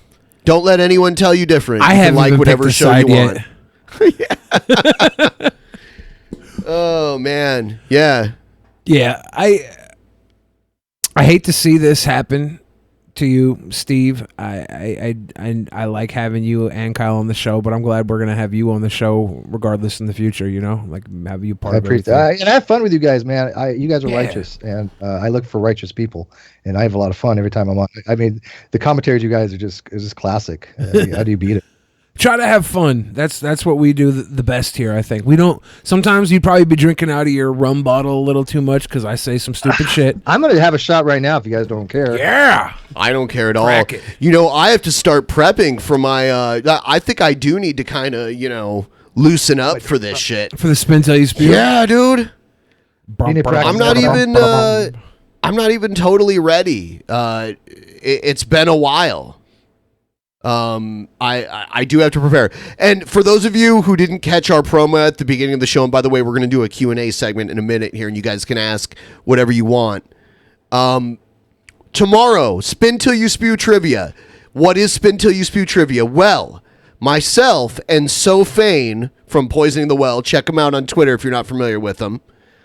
We are going to do a game called Spin Till You Spew where we have several rounds of trivia.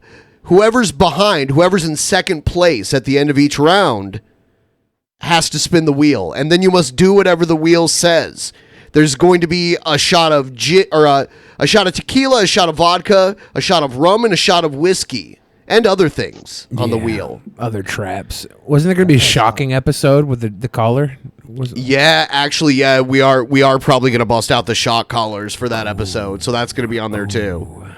So, guys, become a patron right now. Our Patreon gets fucked every month because not only do we lose patrons naturally, but Patreon declines a bunch of pledges and we lose a bunch. So, if you've ever thought about becoming a DP patron, now's the time to do it.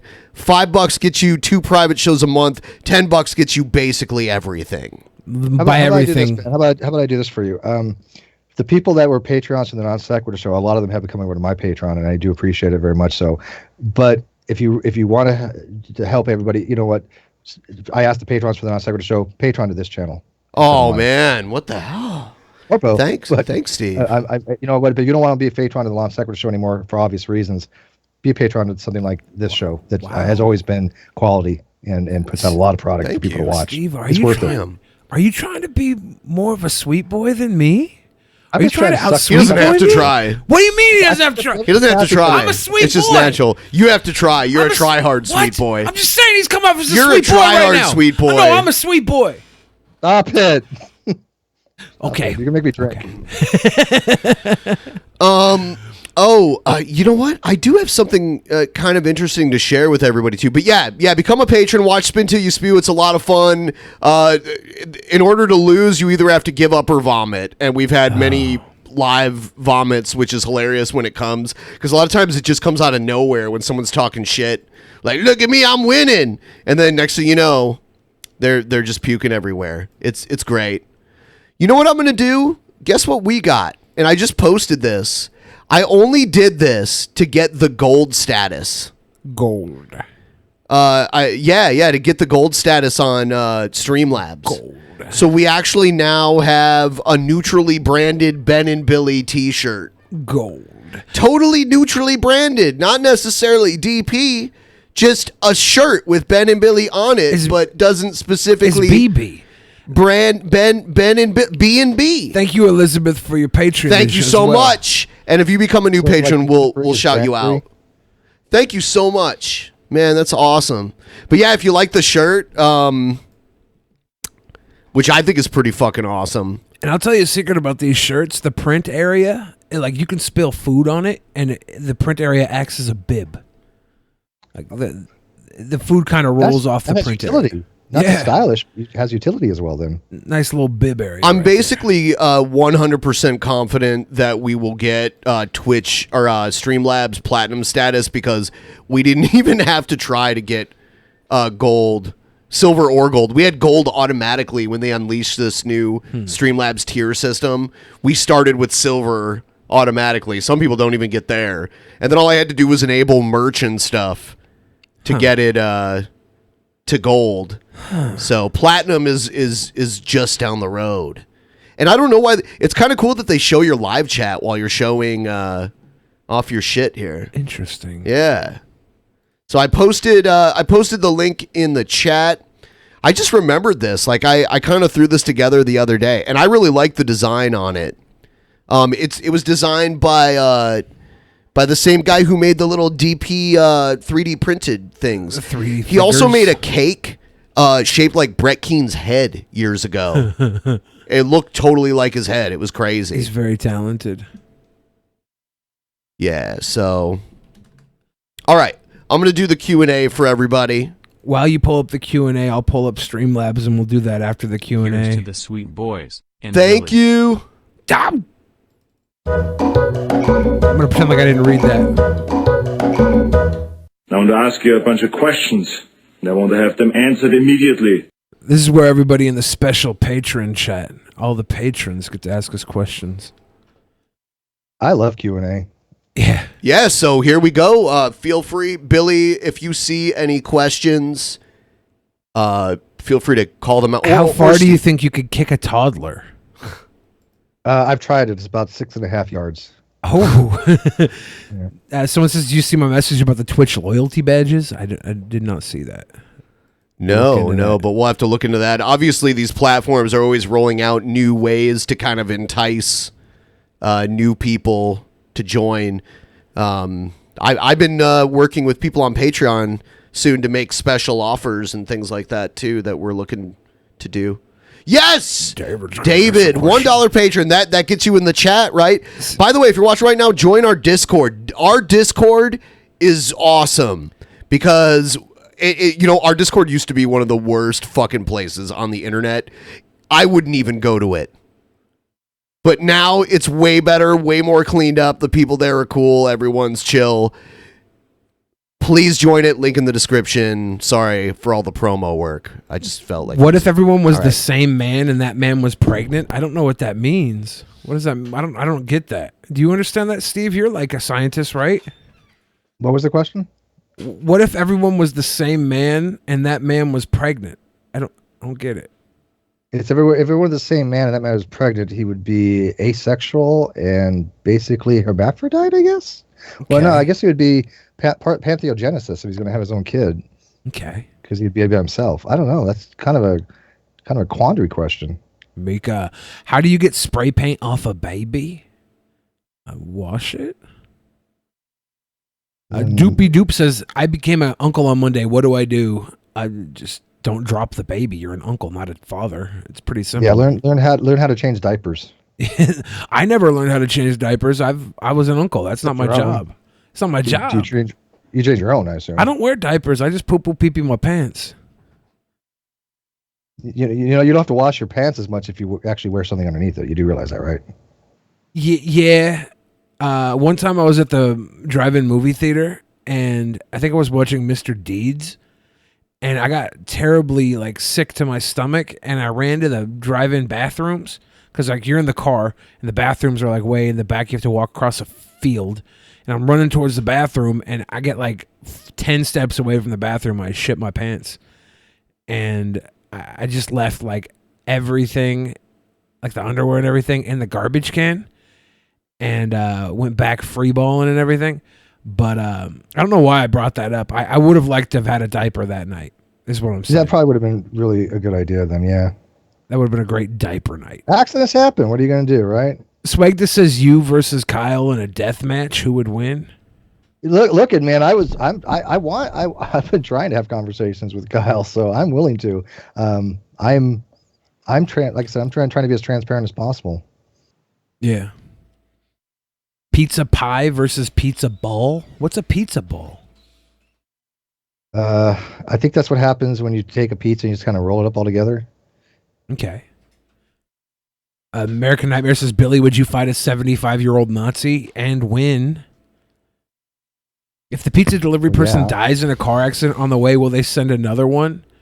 Probably. Darren, Mick is coming through with the Patreon. Thank you. Yeah, $10 patrons, you get everything. Literally everything. And by the way, if our patronage gets high enough, our shows get a little longer, which the Spin Till You Spew, that probably doesn't apply unless someone pukes way early like Joe or something.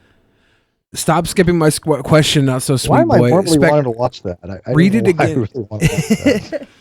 It should be crazy entertaining. I don't know. I like them. Spec, I can't answer your question if I can't read it. Why is platinum used for a higher rank than gold? Platinum is more abundant than gold, and last I checked was cheaper. Its price fluctuates a lot. After copper, silver, and gold, shouldn't the next rank be the next metal in the group, Roentgenium?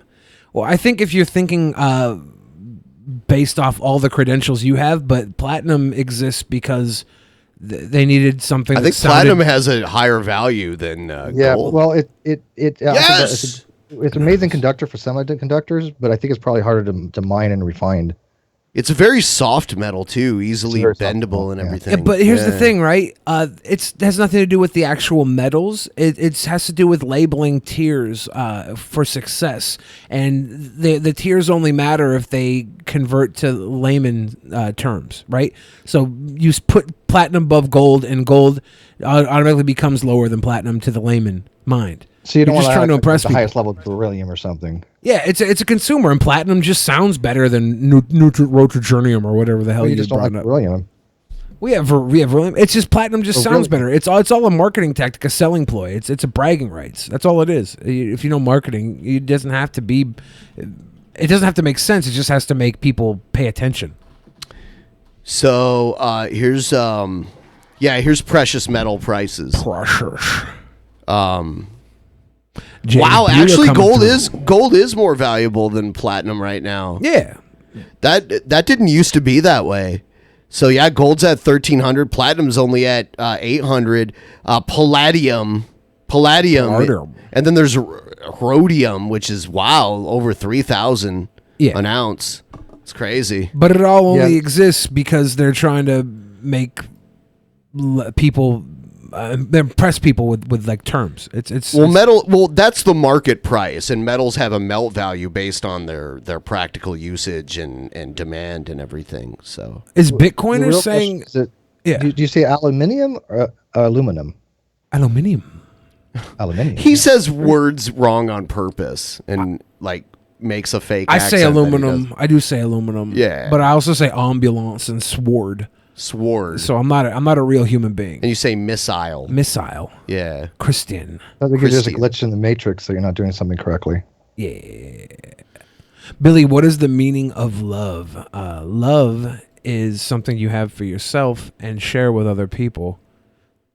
If you're not sharing love, then you don't really have enough love to give, so keep it to yourself. If your love means you're putting somebody under some sort of social contract where they have to be burdened to you for the rest of their life, that's not love. Look how many people left the stream after the drama, like after we stopped talking about the drama. People are just so... They actually left to go get coffee. Yeah, sure. I mean, like, seriously, I was really sad that one of the most successful streams we had done in a while had to do with Mercedes Carrera potentially molesting her kid. I mean, people just love that shit. On the non-sequitur, and I have yet to weigh in on any of that. I watched your guys' thing on that. It's disheartening. She was very kind to me. She was very good to the non-sequitur show, and she's seen, and I'm hoping that all gets resolved. But that people do love that drama. Yeah, me too. Well, there are so many people that just want to assume she's guilty immediately, right. And she may very well be, but you gotta wait. Like, people want to get their torches and pitchforks out immediately. Nick Rekieta said that whether or not she's guilty, it looks like she's probably going to go down for it based on what he saw. Sure. So that's rough. Yeah, he said he had inside contacts and stuff. Yeah. So that's not judicial fairness. Then, if it's like, wait, if you didn't do something, but you're going to go down for it anyways. Well, he didn't say she did or didn't. He just said that. I mean, it's not judicial fair. If O.J. Simpson murdered his ex-wife but worked at Burger King and wasn't famous and couldn't afford that legal team that he had, do you think he would have gotten away with it? Let's be honest. Yeah. If he would have worked at Burger King, he would have never had the wife to kill in the first place. So he would have had a wife, but not the one he had. Probably not one worth murdering. What do you mean worth? Yeah, but it is disheartening because people for some reason love to see their heroes fall in some ways, and Mercedes Carrera was just a very genuine person, as she seemed, and I'm wanting to hope the best, and I don't want to have to think the worst. It's even worse than that, though. It's not just your heroes falling. People will join in a hate mob against someone they didn't even know existed. Like, they found out about their drama and joined in the mob. Like, the person didn't even exist to them before that happened. That shit happens. I see it all the time. I have some haters. I have a small group that just basically hate me. More power to them. But there's some, every so often there'll be somebody that has no idea who I am, that I've never heard of, that doesn't know me from Adam, that just heard of me, 5 seconds ago weighing in on things. And it's like, really? Okay, tell me about your expertise of all the situations that people are talking about here. Yeah. Somebody asked in the Q&A if I've ever thought about killing someone. You gotta think about something to decide whether or not it's right or wrong, right? But you have to consider doing something to really decide whether or not something is a good or bad move, right? Maybe. I think. I don't know, because only time I ever think about killing somebody I was never close to eating shit, but I've thought, eating shit might be gross, so I don't want to do that. You've never accidentally thought it was chocolate on your finger and it was poo-poo? No, never. Huh. Never. Huh. But I have to be like, shit is probably... I think you have. I mean, you asked that question, like, you're surprised that some people haven't really thought that. Right. Yeah. I've had poo-poo on my finger before, and it accidentally got in my mouth. But yeah, I only think of killing people in traffic when they're doing bad driving, because they could be killing me with their cars if they weren't careful. So when they cut me off, it's like I just want to remove them from the earth. That's it. All right. Troll or not a troll? Here we go. Hey, should we do Streamlabs after this? Oh shit! Go ahead and do Streamlabs. I forgot. All right. We got Darren Milkus said, "Keep up the good work, Steve. Don't worry, I will lead my fellow guys to your banner.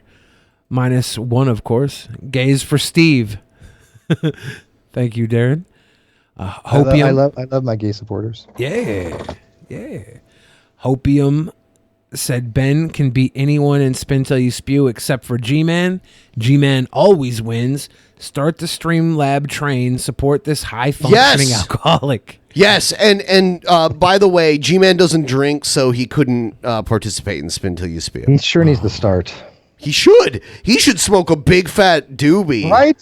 In my opinion. I don't really have much to do with G-Man. The last time I spoke with him was actually on the DP. So, but I tell you what, if you can get him to get high as fuck and smoke a joint, I will be happy to come on and be on that episode with him.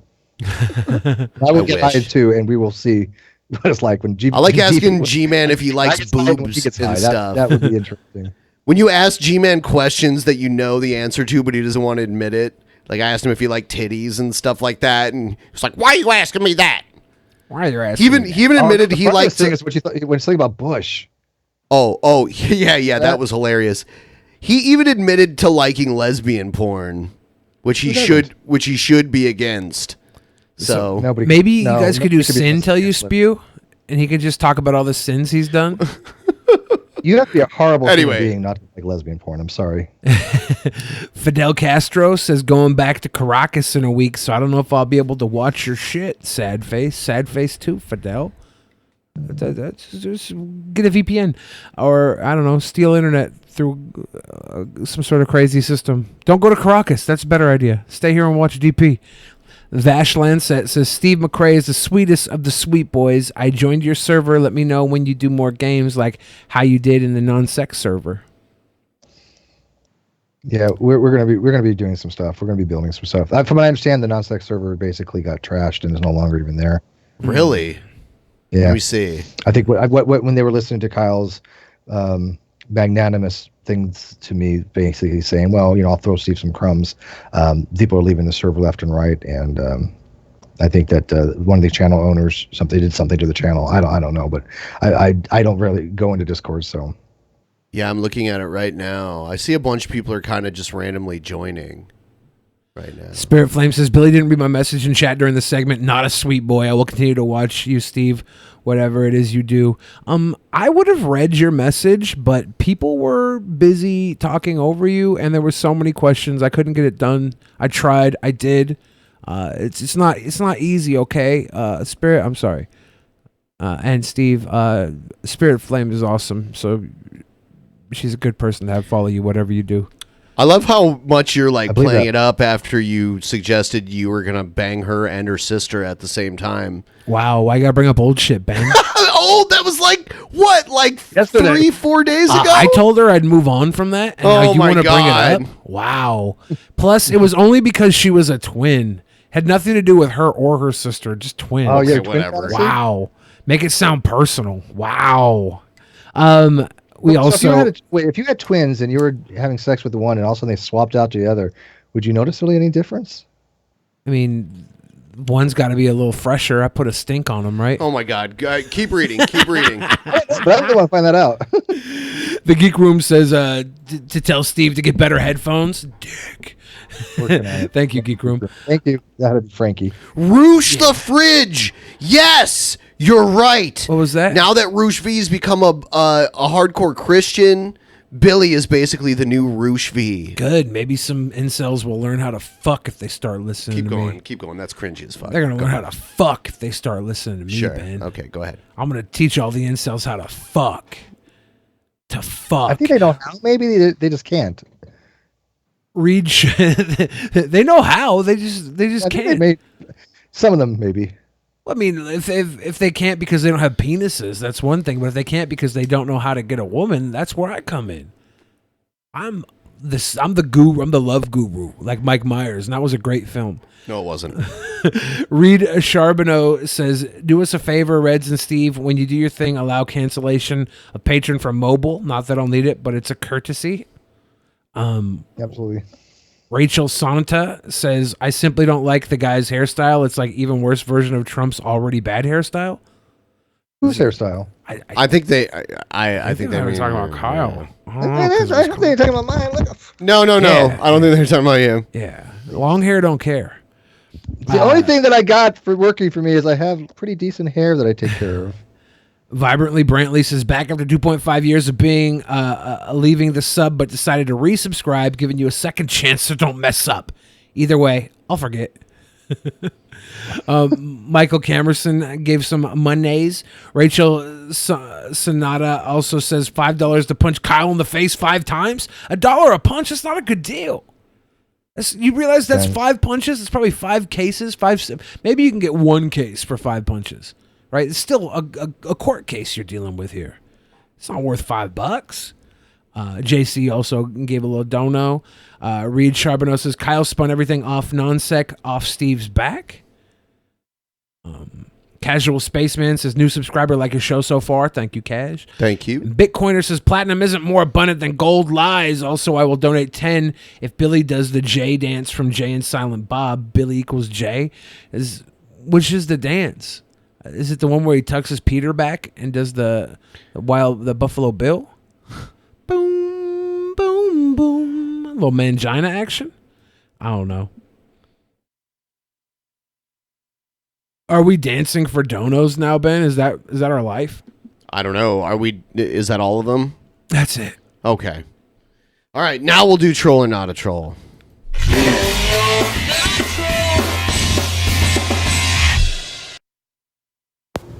Hey, this is Tricia with Fresh Vision 12. I just wanted to come on here just really quick and just to say, you know what?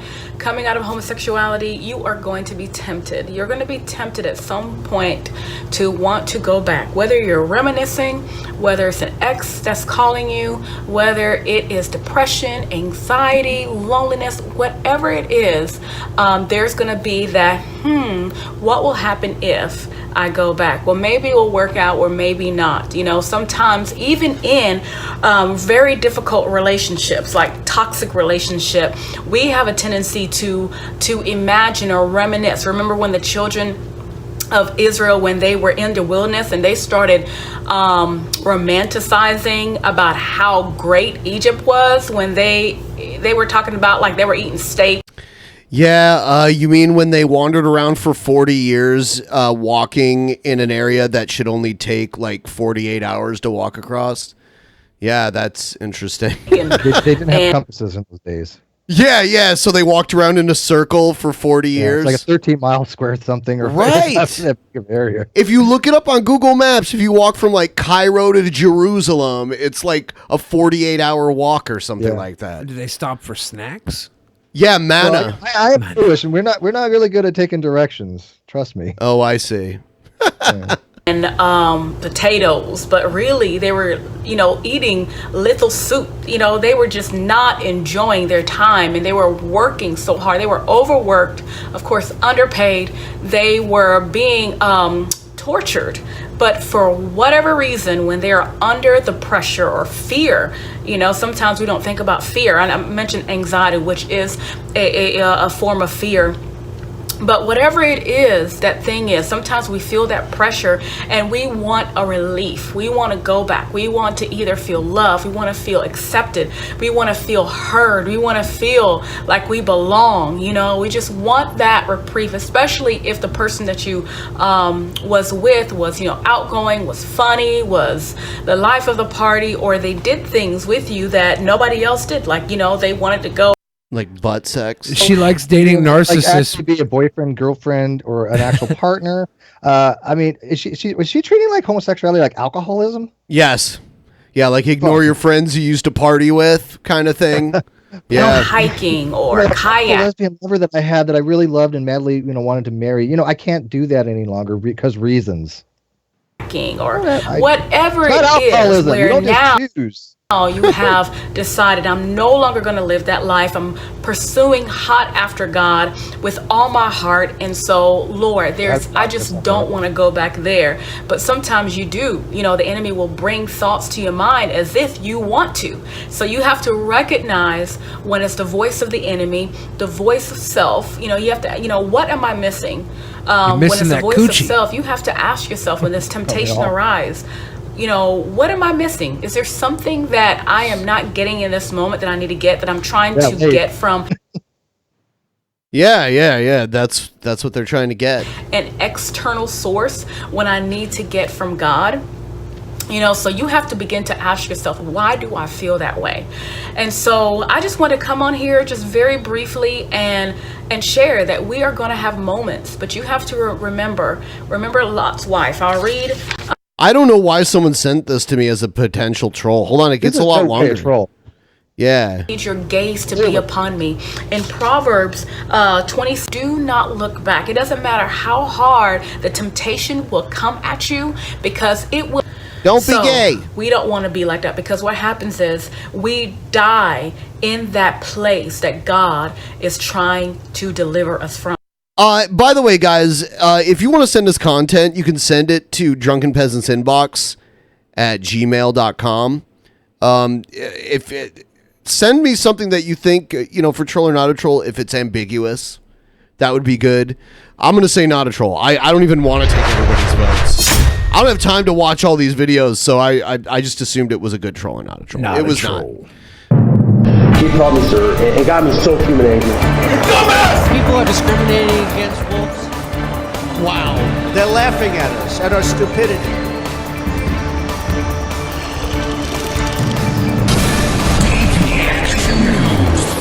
And you better well learn to love it.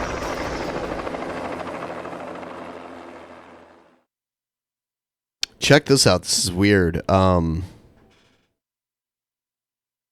You better well learn to love it. This is a quick story about twins that took the same DNA tests. One set of identical twins. 5 DNA ancestry tests. What? I have French and German. Oh, I don't have that. 5 different sets of results. We strongly think that you and your sister should get the same report. I don't want to be a buzzkill, but I don't think it's entirely accurate. Want to know more about your heritage? You can't afford to miss this marketplace. So, identical twins took DNA tests, and the tests were not identical. Yeah, they came out different. Yeah, they look for markers. I mean, how much is it? 8 something markers, and those should be identical. But obviously, there's small changes even between twins. But they should be pretty damn close to each other. Yeah, a lot of these look very similar. Like these two, looks pretty close. Very close. Yeah, that's what it looks like within a margin of error. You begin growing apart. There's only 28% Eastern European on this one. And I'm only 24% Eastern European on this. That's close. 28 and 24. Only 24%. This one actually says and probably Poland. as the smaller ones, you're going to probably have a wider margin of error too. Yeah, is what I would Mine guess. doesn't. Mine does. What? Yeah. Look. Poland possible match. Poland was not detected on mine. It's okay. Whatever. I mean, specifically one was says possible not and detected. one wasn't detected. It's not 100% right. Therefore, it's bullshit. And it gets weirder. Okay, this is what I want. This I is want hilarious. weirder. Okay, so, because look, French and German. 2.6%. Oh, I don't have that.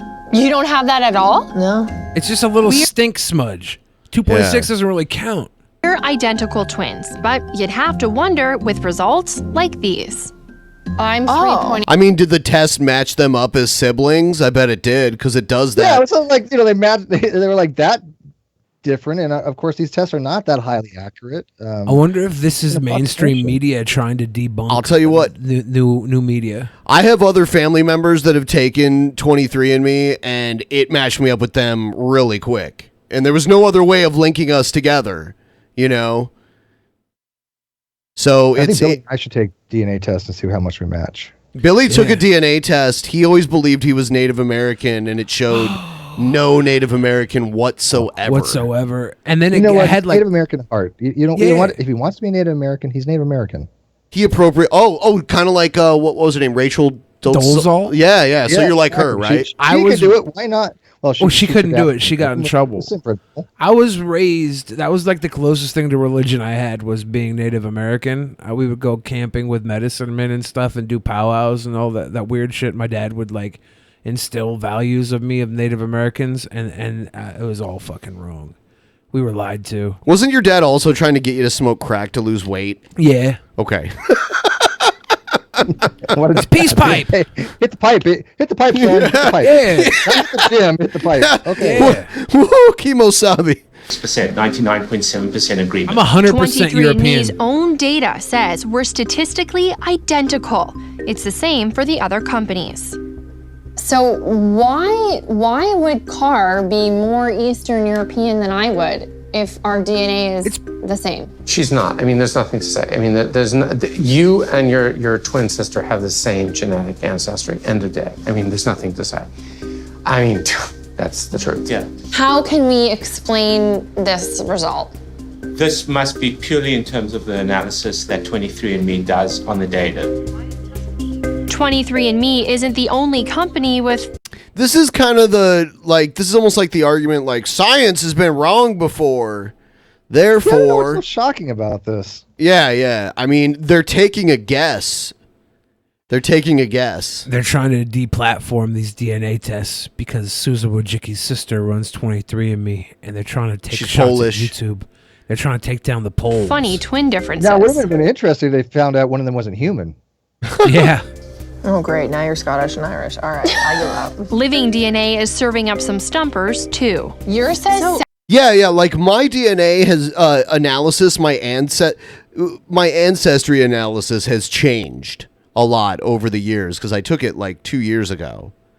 And I mean, they even added a trace amount of African on there.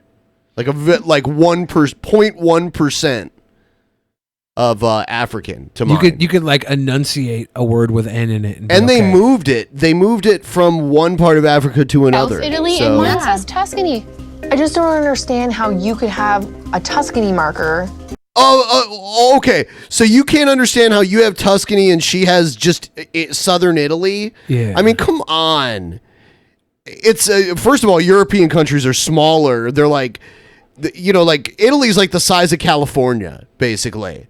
And if you're from southern Italy, it's not too fucking crazy to think that you have some sort of ancestral relatives in Tuscany. And I don't. I don't know. You have to come from one region in Italy. You cannot come from Tuscany and from Sicily. Are they acting more concerned about this than they actually are? Yeah. Are they like concern Like trolls? it's a little melodramatic, yeah? Probably. Over the top. You might not be my sister or something. It's like, or they're more. I think they're just trying to say, hey, look at this 23andMe. It's not as accurate as people may think it is. Well, I think people already knew that, though. I mean, they don't claim to be like a high end. It's one of the things, just like $100, right? I think, isn't it? Yeah, I think I paid 70 for mine. Send it I got back. a good Something deal. like that, yeah. It just doesn't work. You spit in a tube and put it in the mail, and then like in 4 weeks you have your results. It comes back. You are not the father. Comes from England, but you come. Okay, so one of them has England, and then the other one has Ireland and Scotland. Okay, I mean those places are so close. People were able to take boats back and forth between the two for what, like 1,000 years. I don't know. I can't do a mangina, by the way, Bitcoiner. You keep asking for the Jay and Silent Bob dance. You can't do manginas on YouTube, dude. You go to From Scotland and Ireland. But not everybody has us that far apart. MyHeritage, the company that says we barely have Italian ancestry, gives us the closest twins results. So one of the good thing about this company is that it's very consistent. Okay. Yeah, see, they keep focusing on only the ancestry part of it, and a lot of that is going to be up to a certain amount of subjectivity. It's impossible to pinpoint exactly where certain types of DNA came from. They have to kind of take a you're guess. from Luxembourg, or you're from Paris, or you're from Alabama. They can't kind of narrow down that way. And I mean, like in a lot of these countries border each other, or they're like within a 5-6 hour drive of one another. Some only like 1-2 hours, depending on where you live. Okay, can we go to Ancestry? And Ancestry DNA and Family Tree are pretty consistent, too. So, if the DNA technology says we're identical twins, why are some companies giving us different ancestry breakdowns? I don't think we need to watch much more of this, but that's interesting. Why are they giving us different breakdowns? She's not my sister. So here's a thing about Trump said he would take dirt on arrival from a foreign government. There's an interview that George Stephanopoulos of ABC News has done with the President of the United States on a very sensitive issue. They just released an excerpt from that interview. Let me play the clip and then we'll discuss. Listen to this. This time around, if foreigners, if Russia, if China, if someone else offers you information on an opponent, should they accept it or should they call the FBI? I think maybe you do both. I think you might want to listen. There's nothing wrong with listening. If somebody called from a country, Norway, We have It freaks me out how his eyes aren't the same color as the rest of his face. You know, he's got a spray on something, isn't it? Is that makeup or spray on, or is that just his natural look? Well, he probably wears those goggles when he lays in the tanning bed, you know? Yeah. I saw someone Photoshop his mouth over his eyes, and it looked exactly the same because his lips were like open about as much as his eyes are. I saw someone make the rest of his face the same color as his eyes, and it was fucking insane. Yeah. Information on your opponent. Why do they bully poor Trump? I think I'd want to hear it. You want that kind of interference in our elections? It's not an interference. They have information. I think I'd take it. It's not interference. It's information. But if the Russians have information, give it up. Okay, I'm going to try my head around this. So if some operative from North Korea said, hey, he's got some intel to call on something or other, he would have a one-on-one conversation with not concerned at all if it's the information that is going to be false information or I mean, isn't there a vetting process behind this? I don't understand what he's getting at here. Well, even if the information's foreign operative come talk to him? Yeah. The information is legit. The way the information is weaponized these days is the problem. How would he know if it's legit information or not? He just assumes, if it's in his favor, he assumes it's true. If not, he assumes it's fake news. Conclusion, I need to talk to you about that. That's the difference between fake news and alternative facts. The Republicans cry fake news and the Democrats cry alternative facts. I thought there was something wrong. But when somebody comes up with Oppo research, right? They come up with Oppo research. Oh, let's call the FBI. The FBI doesn't have enough agents to take care of it. But you go and talk honestly to congressmen. They all do it. They always have. And that's the way it is. It's called Oppo research. All right, that's a pretty explosive statement from the President of the United States. Caitlin Collins is over at the White House. Caitlin, I know all of us have just heard this, but the president is not ruling out the possibility of accepting dirt, if you will, or opposition research from adversaries of the United States like Russia and China. Yeah, he said he doesn't think he's ever called the FBI in his life, Wolf, during that interview with... Yeah, so, I don't know. I feel like CNN, they like to really heavily exaggerate what Trump does. Yeah, is anyone... It's pretty damn... I think it's pretty shitty. That Trump would do that. It's shitty, but Trump is a shitty president, so I'm not surprised at all. Is it news? No. Oh, Trump wants to do shady shit.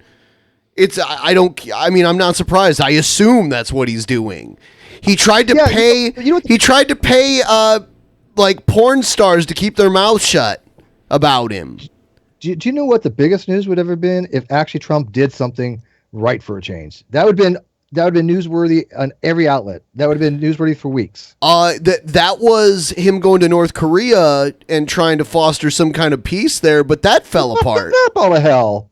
Yeah, I mean, execute like 4 of his top officials on that whole thing? People who set the deal up, they're dead now. Kill them all. I heard recently he threw somebody in a tank of piranhas. Talk about having pressure on job. You heard that? Yeah, there was a story that came out that Kim Jong-un threw one of his aides into a tank of piranhas. I don't know if that's true. I don't know about that, but I know his execution method of choice was putting people on those big anti-aircraft guns and stuff like that, and mortar guns, and then firing it. He found out that one of his ex-girlfriends who he didn't like did some kind of bikini modeling thing and executed her for pornography, which is punishable by death in North Korea, apparently. So yeah. Here's a story about Facebook, which is on a further decline than ever before. We have breaking news today that's affecting Facebook's fortunes and possibly its future as well. The Wall Street Journal reporting that emails have been found connecting CEO Mark Zuckerberg to some of the company's most disturbing privacy problems. Now, the Journal's sources... If you want privacy, don't use Facebook. I'm sorry. I mean, they've fucked up, but don't put all your public life out or all your private life out there in public and then complain that your privacy was violated. Claim the emails were behind Facebook's desire to quickly settle with the FTC over violations of a 2012 consent decree But could this news actually hasten the breakup of Facebook or even the departure of Mr. Zuckerberg? Christina, you've been following this all day. What's the latest? Oh no, JBL showing up again. It's nice to see him show up. There's a lot of people who reported on Kim Jong-un throwing his aid into the piranha tank. There's a lot of stuff. The guy on the upper right, Steve, I don't know if you ever followed pro wrestling, but he was a pro wrestler for a long time. Or a champion. Now he works for Fox News. Known by many to be a huge bully backstage to people. You have a situation where Mauro Ranallo, who was not in the locker room, he wasn't a wrestler, and quit for a while because JBL was being a cunt to him. Yeah. The FTC asked Facebook to one, stop sharing user data without their permission, and then honor their privacy settings. So this is what this whole potential investigation could be about just over the last year or so. These emails, which are, according to Wall Street Journal sources, could start to reveal how Zuckerberg, the founder... Yeah, Facebook's blonde machine not Facebook, Fox News' blonde machine is broken. There was a lady with like short salt and pepper hair the other day. That was impressive. She was like older too. Yeah. Yeah. Use that before she goes on. CEO himself started speaking with app developers and talking about privacy settings, but just moving quickly and moving it along.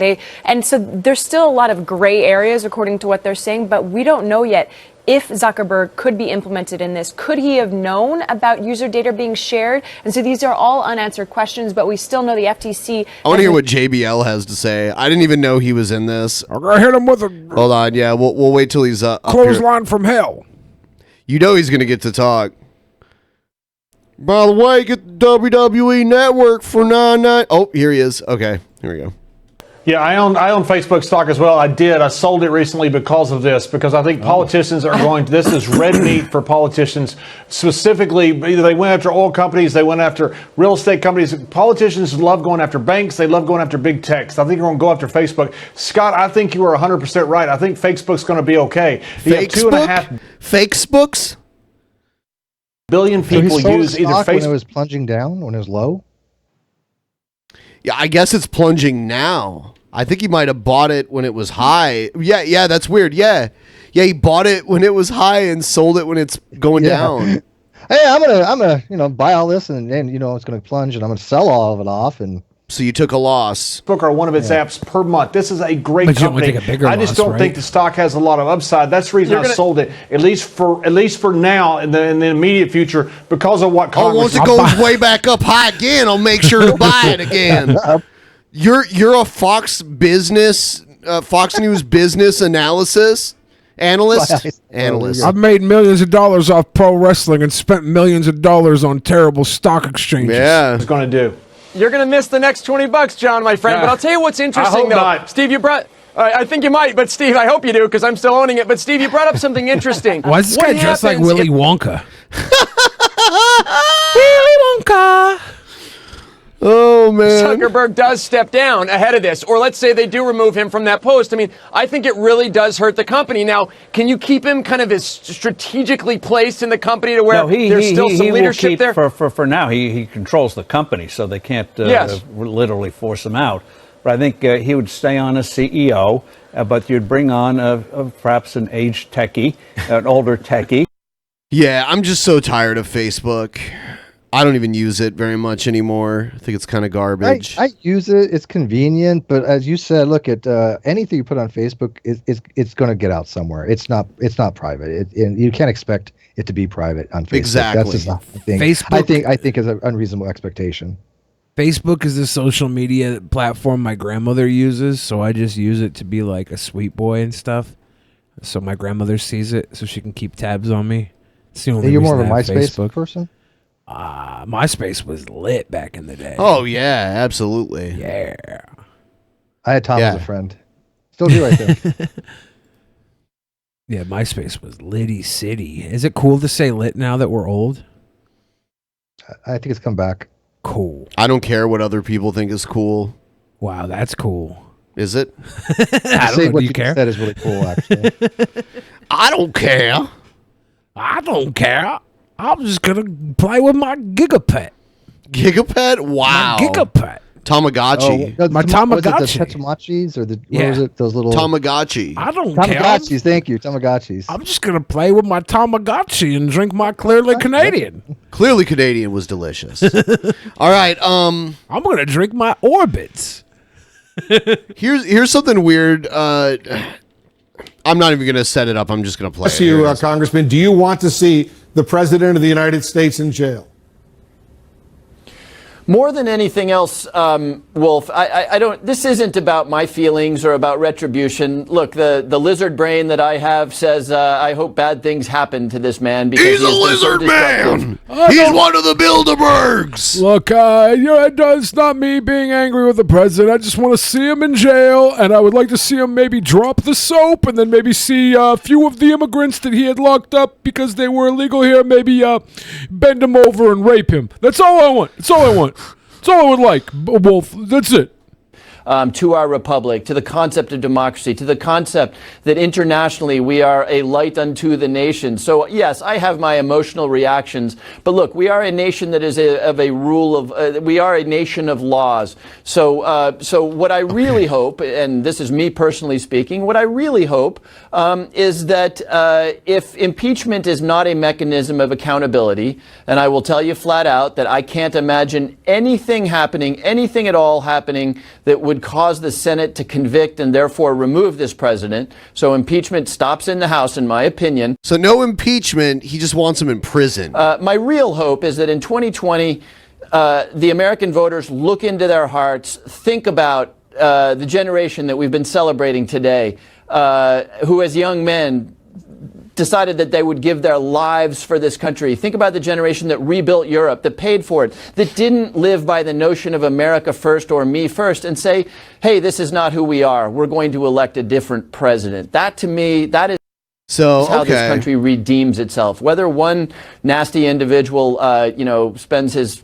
I heard today that Pelosi doesn't want to do impeachment. Yeah. Yeah, so it's not going to happen. Well, I don't want to do it. Yeah, probably would. Okay, I get the need. I get the wanting to impeach, and I think it does. It sets a standard to impeach somebody of this low character and inability to do his job. However, everybody knows by now that impeachment would never do anything. It never fly, especially in the Senate. So it'd just be in name only, but it would still be something that would be attacking his ego. I think if they impeach, the greatest thing that come out of it is that Trump couldn't handle it emotionally. But I think that they can't do anything to him till actually he gets out of office, as far as any kind of civil litigation or going to prison or anything like that, criminal. But I think that he's going to try his damnedest to stay in office, not because he wants to. I think he's going to stay in the office because he knows as soon as he loses the president and he's a civilian again, they're going to go after him criminally and civilly. So we are, feel free to read off some more Streamlabs really quick. I'm going to step away for just a second. I'll be right back. North Korean leader Kim Jong-un executes a general accused of plotting a coup by throwing him into a piranha-filled fish tank. It's from Daily Mail. It's on this is from MSN.com. Motive of choice, execution motive of choice. This is on MSN.com. It was also on the Sun and Jerusalem Post. And how does Trump? How does he even think that he can negotiate with something like that? Well, I think trying was not noble. I do give Trump credit for trying there. There's a lot of hungry people there, and if you can get them aid because they're no longer blocked off from this outside social system that we've built called globalization. I don't know. I feel like you want to try and bring them in, but you obviously couldn't. I don't think Trump would have been the person to do that, though. Well, him trying, it was opportune. They came to the damn Olympics there in South Korea, They were showing some sort of olive branch extending. That there was just, it seemed like maybe that we were going to see some change. And so working with that, Trump obviously, didn't get the job done. Whether that's his fault or not, I don't know. But trying, I was like, good for him. Hopefully he fucking does. And Kim Jong-un becomes America's next top model. And they gets Time Magazine Man of the Year. Yeah, something like that, But which, by the way, the Time Magazine Man of the Year is not necessarily like the best, nicest, good person. It could be a total dictator. Like it wasn't Hitler like man of the century. I think made it once, 1940. Was it 1940, 38, 1939, 40, something like that? Oh, I thought they gave him Man of the Century. Yeah. Because of all he had done in the 1900s. Well, would you be against Trump making Man of the Year? Trump, I know he made his own cover one time. I'm not against anything when it comes to Time Magazine. It's a publication made to sell magazines, right? Like there's no real that's true integrity beyond pushing the narrative of the editor, right? But I think it would piss off a lot of people, but it wouldn't be for the reasons, of course, why Trump thinks that he would be on the cover. Yeah. He's so there's no putting on the planet more narcissistic than Trump. He would be, oh, look at they're putting on the cover of Time Magazine because of the great job I'm doing. I don't know. They're just lambasting him the entire article, I'm sure. I think I might be more narcissistic than Donald Trump, but he's a close second. But you have reasons to be, though. Yeah, because my hair is actually pretty. My eyes open up wide and bright. I don't have to pay women to not talk about me having sex with them. They don't talk about me having sex with them for free. I got a lot of pluses. That's advantageous. Yeah, I mean, when you don't have to pay hush money. I mean, when they just don't want to talk about having sex with you ever, or bring it up, or even discuss it in private, then it saves you a fortune that way, I guess. Yeah, girls never want to talk about banging me. They're like, oh God, let's just move on. I don't know if that's exactly how I should have said it. Is that both before and after? Yeah, well, they usually talk about banging me like moments before it happens, right? Up until that point, they're just trying to avoid it, and then they're like, "Fuck it, why not?" Wait, they could be actually just either psyching themselves up for it or just savoring the moment of anticipation. I think it's savoring, yeah. Dragon of the West said, "Billy, the only person whiter than you is Seamus. Ben, you might be part Moorish. If you have any ancestry from the Iberian Peninsula, the Moors were black Arabs, if you didn't know." I believe it's pronounced the Moops, Dragon in the West. Dragon in the West also said, "I saw the video where people were standing behind Trump and they had green glow cast on them. I'm wondering if Trump is actually radioactive." It's possible. That would explain his hair. Bitcoiner said, "No dance, Billy? Boo, love you still." And he also said, "Thanks, fam, love you, dude, keep winning." Yeah, boy, we'll keep winning. We'll keep winning. Oh, Steve. We're going to be back to G-Man here in a second, right? Yeah, where's the ultimate winner? Where's G-Man at when we need a real winner on deck? How does he keep winning? I don't get it. I think it's because he wins more than Charlie Sheen. He stays true to the Bible. And that's what we failed at, is we don't stay true to the Bible. We need to be more... We do suffer in that department, don't we? Yeah. Yeah. Should we try harder? Wait, should we try harder for one of the Old Testament or the New Testament? I think we got to go to the original, right? The Old Testament. We got to start stoning people. Go classic style, yeah. Yeah. Evil motherfuckers. Well, what's the point of being religious if you can't be evil with it? If you know what's funny is I know two types of theists. I know one type of theist that is very, very ethical and they really believe it and they're just great people. And then I know another type of theist which is just the antithesis of that, the complete opposite. They do believe it, but they believe it to such an extreme that it turns them into a very horrible, horrific, evil, monstrous, unethical person. And it's just weird to see such a dichotomy between those two things when they're both calling themselves theists and they both especially call themselves Christians. It's like how can both of them follow that same God when one of them is being, an upright person, an ethical person, which I respect, and then the other person who claims the same deity to read the same words, and they're being a complete piece of shit. How does that happen? It's all how you perceive things, right? There are just people who are twisted and fucked, and the people who are good. Well, I've known people that were really good, but when you dig down deep enough, you find their views, even though normally they're a good person, their views deep down, once you ask them about it, are fucking and they just insane. Don't share them as much? Well, yeah. I mean, one example I can give is Doug. We have a guy on our show. His name's Doug TeNapel. He's actually the creator of the video game Earthworm Jim. He's a super nice guy, like a good guy deep down. But when you really dig down deep into what he believes, you're like, what the fuck? Like we had him on our show once, just like, oh, look at this guy. Yeah, he's the creator of Earthworm Jim. Everybody loved him. But then we started talking about religion and shit like that. And then people turned on him so quickly. He was very traditional, like conservative religious. But he's right? like, but the thing about him, I've noticed that the most religiously zealous people are the people that found religion as an adult. Obviously, there were people that were indoctrinated into it as children, but I think the people I found that are the most extreme religiously became religious later in life. And you think they're yes. more extreme? Yes. I mean, it depends on what they were. I mean, like Amish children, obviously, they were indoctrinated into such an extreme environment that they're probably not going to question it and rebel. Well, actually, though, Amish people they go on Rumspringa, so they give them an opportunity. So maybe that's a bad example. I can expect that too, and it does give them an opportunity and lets people decide. So I don't think it's the so that is actually a bad example that I just gave.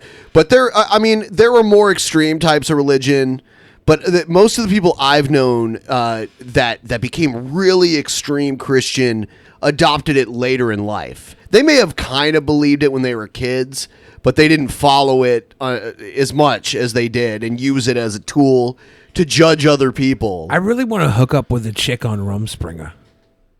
Yeah. You're living in the wrong state for that. I know. You got to go to Ohio Well, or this something. is the thing. I think I'm going to pitch a reality TV show. They've got to at least be 21. And when do they go on Rumspringa? Well, how old are they? They're only like 20 or something, right? Are they too young? Yeah, you can. I don't know. I don't think No, because they go to Rumspringa, they can drink and stuff, can't they? No. Actually, Are you sure?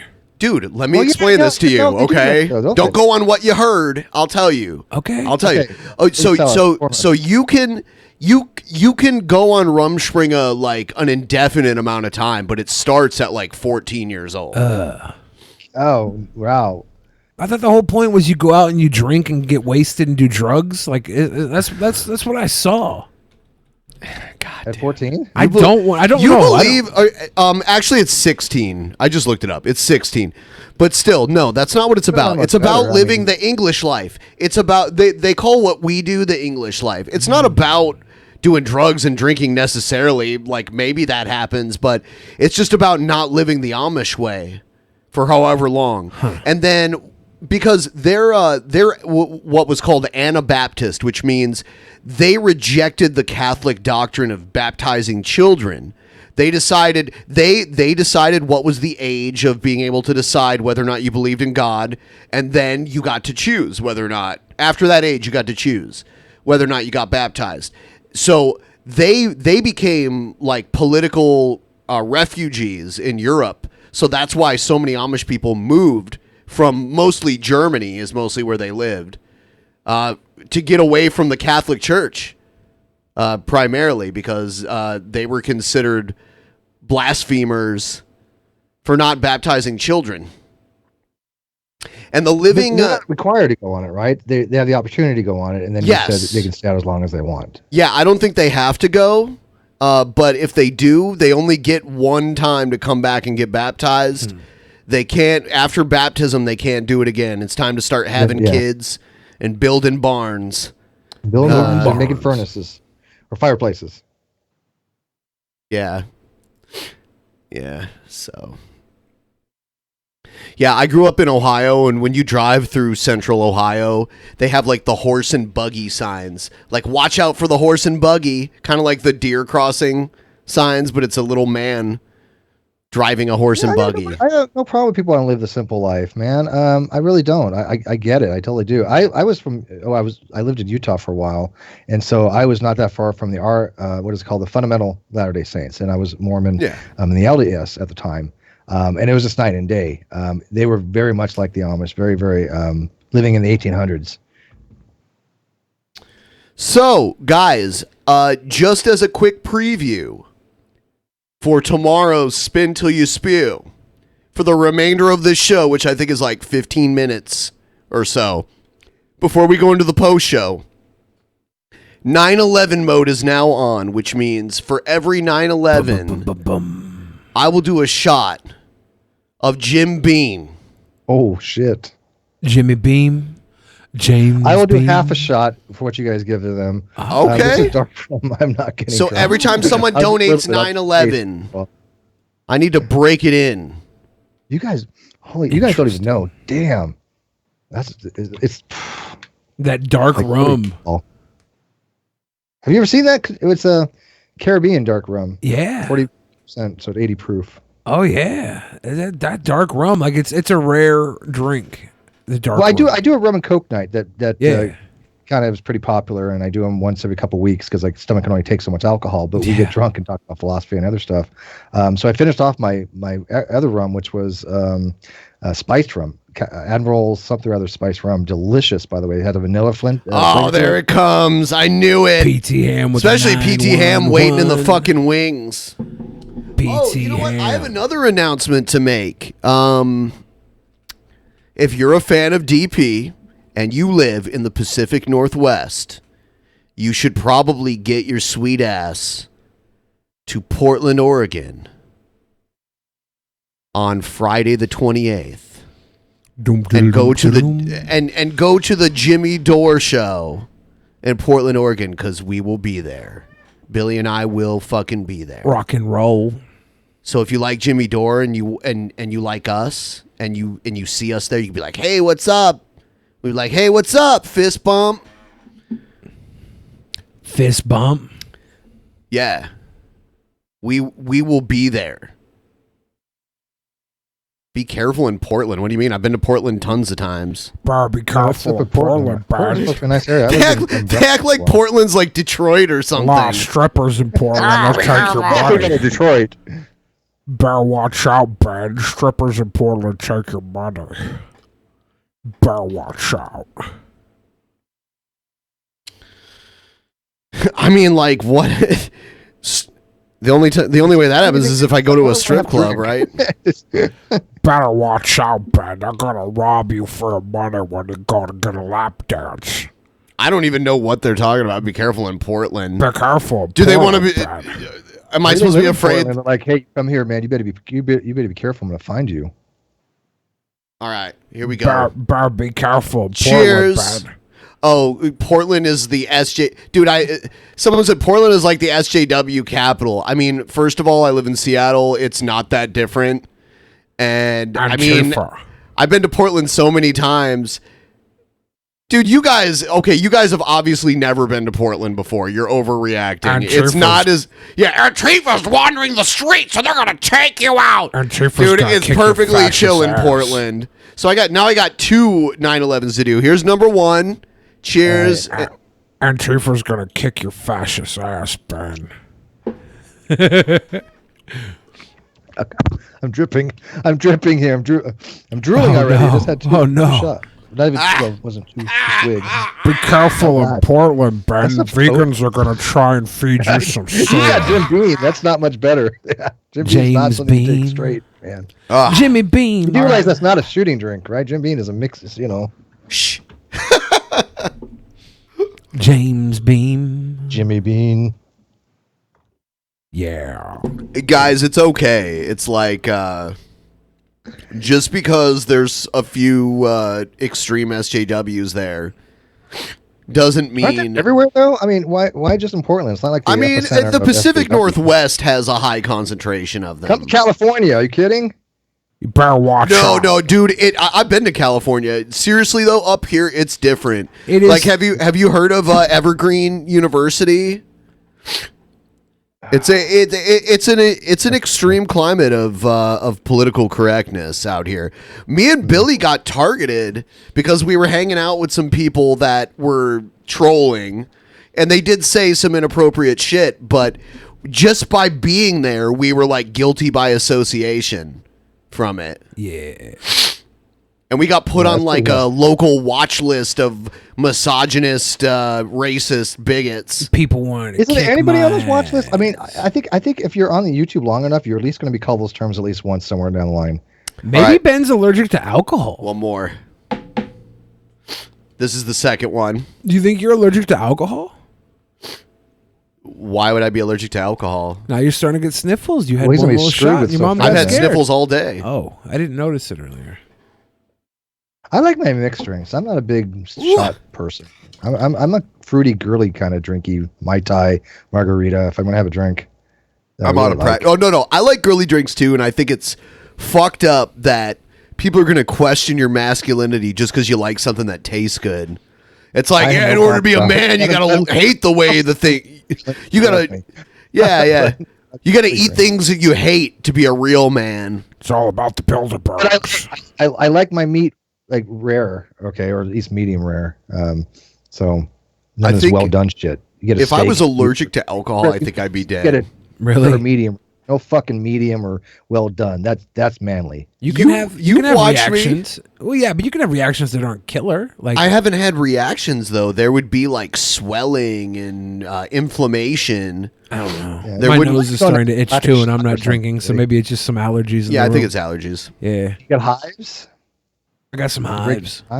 I mean, when you ingest something you're allergic to, like orally, your throat would start to swell. If it's a real bad allergic reaction, but you can just get other reactions and still be allergic. Listen to Billy, the allergy specialist. I'm actually top tier allergenicist. Allergenicist? I'm allergenicist. Top tier. Yeah, allergenetics, dude. I got a 23andMe. Yeah. I'm weird allergeneticist. You guys are, someone just said living in Seattle, Portland, and California is like walking on eggshells. Man, you guys are exaggerating. Seriously, I do not feel like I'm walking on eggshells. I go out all the time. I have never once been accosted except for the Ice Poseidon thing. Yeah. But that's because they were being retarded in public on purpose. Yeah. If you're at least... There are places out there that are like that do just look for outrage. Right. If you keep to yourself, if you're not like preaching on the street corner trying to piss people off, usually no one's going to have a problem with what you do. I heard the Proud Boys were out on Capitol Hill tonight. Were they? Yeah, they were like trying to interview people. They had a trans flag to try and get people to talk to them, and then they were. Is it Pride right down there now? Okay. Yeah, Capitol Hill's like the gay neighborhood. I mean, it's also like you have that. Did you guys hear about that other group, the NIFB? No. The new I think it's New International Fundamental Baptist, if I'm not mistaken, but they're remember the Pulse Club shooting and all that. They're trying to on that anniversary like stage a protest against gay rights and against pride and all this other stuff. It's completely strange. This is an organization that thinks that homosexuals should be executed, not from people going out and killing them, because of course that would be wrong. Yeah. But they want the government to do it, so there's no blood on their hands. Yeah, it's some sick shit. Yeah, here it's Capitol Hill is not only the gay neighborhood; it's like the hipster neighborhood too. It's like the same thing. Yeah. Was it like gentrified? Did it used to be like a different kind of neighborhood at one point? Yeah. It's been gentrified a bit. It's all upscale and mini all of malls Seattle has. All of Seattle's been gentrified. Yeah. I remember on Capitol Hill like 15 years ago, I watched some guy with a long ass chain beat the hell out of another homeless guy, and like it went on for like 5 minutes where they were just fighting, and this guy was like on PCP or something because he was just taking these whips with a giant chain, not caring. It was right there on Broadway, Sir Mix-a-Lot Posse on Broadway song from there. But I didn't know Sir Mix-a-Lot was from Seattle until I heard recordings of him at the airport. When was that? I remember when Sir Mix-a-Lot was big. Early 90s. I think I was in Bremerton not too long afterwards. Speaking of walking on eggshells, how great would a Chinese restaurant be named Walking on Egg Rolls? Right? Ooh, right? Do they take a lot You don't of cook egg rolls in a wok. But like you cook other Chinese food in a wok. You're reaching No, pretty far. oh my God, you have no creative integrity here, Benjamin. I came up with $1 million idea. Now I'm not going to ask you to help invest in it. Wait, can you cook Chinese food? Do you know how to run a restaurant? I could hire somebody. I can cook like a motherfucker. I will cook. You cook? I've cooked Billy a delicious meal before. Yeah, I'm sure Billy has had a lot of delicious meals. Oh, what is that supposed to mean? Saying you're not special, Ben. He likes to eat. I like to eat too. I'm sure that motherfucker's had a bunch of delicious meals. You know what I'm saying? Fat boy. I got pee bad. I wish I bet that Billy the Fridge knows how to take it in the ass real good, if you know what I'm saying. No, don't do it. Don't do it. Oh my God. So like Was there friction, Billy? Was there Steve? Was there friction between you and Kyle with the whole Godless Iowan thing, or was he on your side with that? No, you know what's funny is we were actually on the same page with that. Godless Iowan, for some reason, just went apeshit. I don't know what the hell happened to him. We were friends one day, and next day he just started like turning on everyone 180. And it's really funny because just the other day, somebody had tweeted me something that he was saying along the lines that he's always been the same way, and ever since I've been on YouTube and standing up for non-binary and trans rights and all that stuff, and yet he used to leave comments on the NonSequitur show basically bashing on non-binaries and going crazy. Yeah, and it's one thing to change your position. I get that, right? It's to say, back then I said some stupid shit and I fixed it and I'm no longer like that, and then fall into his whole SJW, trap that I think he fell into. But it's another to say, oh, I've always been like this. No, he wasn't. No, he wasn't. I had comments of him the opposite, and so it's kind of bizarre. He just went nuts. I don't know what the hell happened. Yeah, it did seem kind of a random thing that had happened, and I didn't even know who they were. I think I'd seen them tweeting things here and there, but then before I knew it, I was blocked for no reason. Yeah, they're very, very sensitive. See, I block people too, but I block with reasons. Sure. There's certain things. Well, I mean, you got to have some. But he was just, God forbid you should not agree with somebody. And one thing I can tell you, I have never blocked for just somebody not agreeing with me. Why would you block somebody who doesn't agree with you? That's the person you want to have a conversation with, because that's what I like doing. Here's the thing. Twitter, not in a bad way, but in a good way, kind of thing. So blocks work different ways on different platforms, right?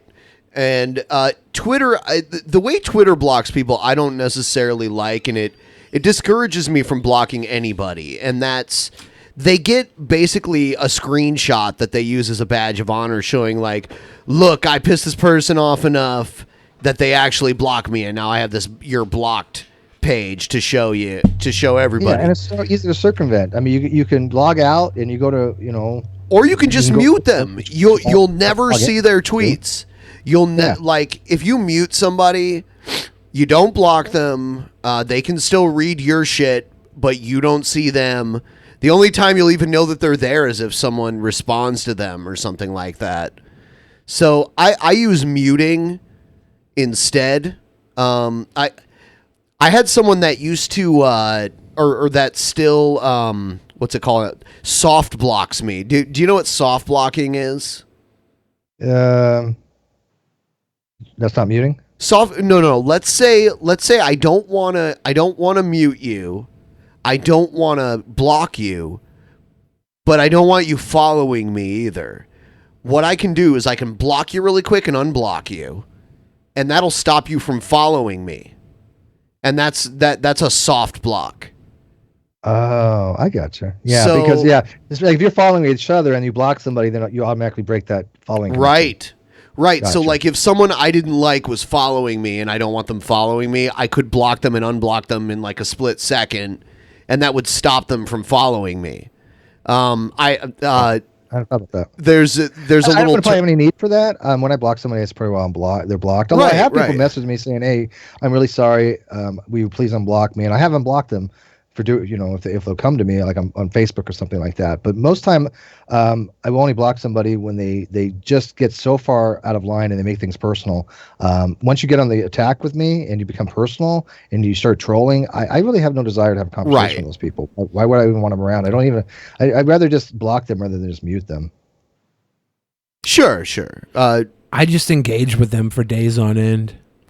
See, that's boring. And honestly, that can kill your followers. Like people who follow you legit and keep getting alerts that you're arguing with some retard. Yeah. That encourages people to unfollow you. They're like, Billy, why do you fight with this person that has an anime avatar? Yeah, that's always a good idea. And I was like, because I don't believe someone who likes anime has a better opinion on things that involve my life than I do. This is the guy that soft blocks me. I follow him all the time, and he always soft blocks me, and I refollow him again the next day. His name's Caden Cowger. He's a total retard. he tries to be Rush Limbaugh from his parents' basement in West Virginia, talking about how liberals make kids gay and all this kind of weird shit. And that he hates weed and that we should all go to jail for weed and all that stuff. Does weed. Did you not realize that the war on drugs failed miserably? Especially with weed? That whole Just try tweeting at him. Well, he'll usually ignore you. I used to tweet at Caden all the time, and he used to just ignore me. But then after the Mercedes Carrera thing happened, he decided to make it seem like we're some kind of pedophile apologists or something like that. No, I watched your stuff. I thought you guys were pretty fair. Sure. That. And like I said, it's really a shame because you want to think the best of it. It's hard because it hasn't been resolved yet. I mean, I thought she was supposed to have a trial date set, and I don't think that even happened. She can't secure counsel. That's the problem. She's getting screwed over on a lot of levels here because she can't afford to defend herself the way she probably needs to against this. You need to. Which that's what I was saying about the OJ thing. Yeah. OJ was a multimillionaire. He could afford Johnny Cochran and Robert Shapiro and F. Lee Bailey and Robert Kardashian. But she's supposed to be having a right to a speedy trial. You can waive your right to a speedy trial if you think it's going to buy you more time to prepare your case. So you could. Normally, I was given the form to waive my right to a speedy trial because they set trial immediately, and it's oh well, I'm not ready. I don't have a case ready or whatever. So if she's guilty of it, though, if she's guilty of it, she needs to go to prison. Yeah, let her suffer. But see, revenge. Revenge. What do you mean? I'm not getting back into this with you again, but you want people to suffer. I'm not getting back into this. You just said you think the justice system is there to make people to punish people? No. Yes. That's why you said let her suffer. If she did that to her kid, let her suffer. Retributive justice? You believe more in retributive then, that people that should be punished for make it a horrifying thing. He wants. I really don't want to get into it again because we argue about it for hours. This is what I want. He thinks he wants life sentences for all kinds of sex offenders. We would have to build 2 to 3 times as many jails as we have now. If we took people out for drugs and stuff, we'd have more than enough room. No, we still wouldn't. You have no idea how many people you'd have to put in prison for life. It'd be a lot of people. For life for this shit. You have no idea. They need to let all the freaking drug offenders, weed stuff, those charges, those all need to be. Sure. If you let them out, though, and you want to put away everyone who's been convicted of rape, you want to give them a life sentence. Do you realize how many more prisons we'd have to build? Guys, we can't put lions in cages. We have to let them walk around with our children. That's a terrible analogy. Here's the thing I want. Rape is always horrific, don't get me wrong, but there's a lot of people where there's probably more extenuating circumstances and they're still being found guilty for things that probably were not as criminal as some other horrifying things, right? Ben's you might have a person that if there's been times where 2 people were consenting, of course, they cry rape, then they decide later to change that. Say, it wasn't rape, it was consensual, but the person's still in jail. They still have to. I never said life for that. I never said life. I just said it needs to be a lot worse than it is. No, you advocated for life sentences for rapists, for pedophiles that take advantage of little kids. Well, no. Well, you did advocate for rape. Then I take it back. I obviously think I don't think child molestation should be life sentence. Well, I don't care what you think because you don't care what I think either. You're telling me if someone molests somebody, they're going to jail for life. I'd argue that the majority agrees with me, and that's why the laws say so. You'll say is that why? Yeah, and I'd argue the laws say so because rich white men don't want to go to jail for life when they fucking molest and rape. Here you go. Yeah, so it's a vast conspiracy with Billy. That's why. So the whole some of the Catholic priest things and stuff like that. You wouldn't be against the death. You'd be very much against the death penalty for some of them. Because I wouldn't be. I don't think against the death penalty. I'm against the death penalty across the board.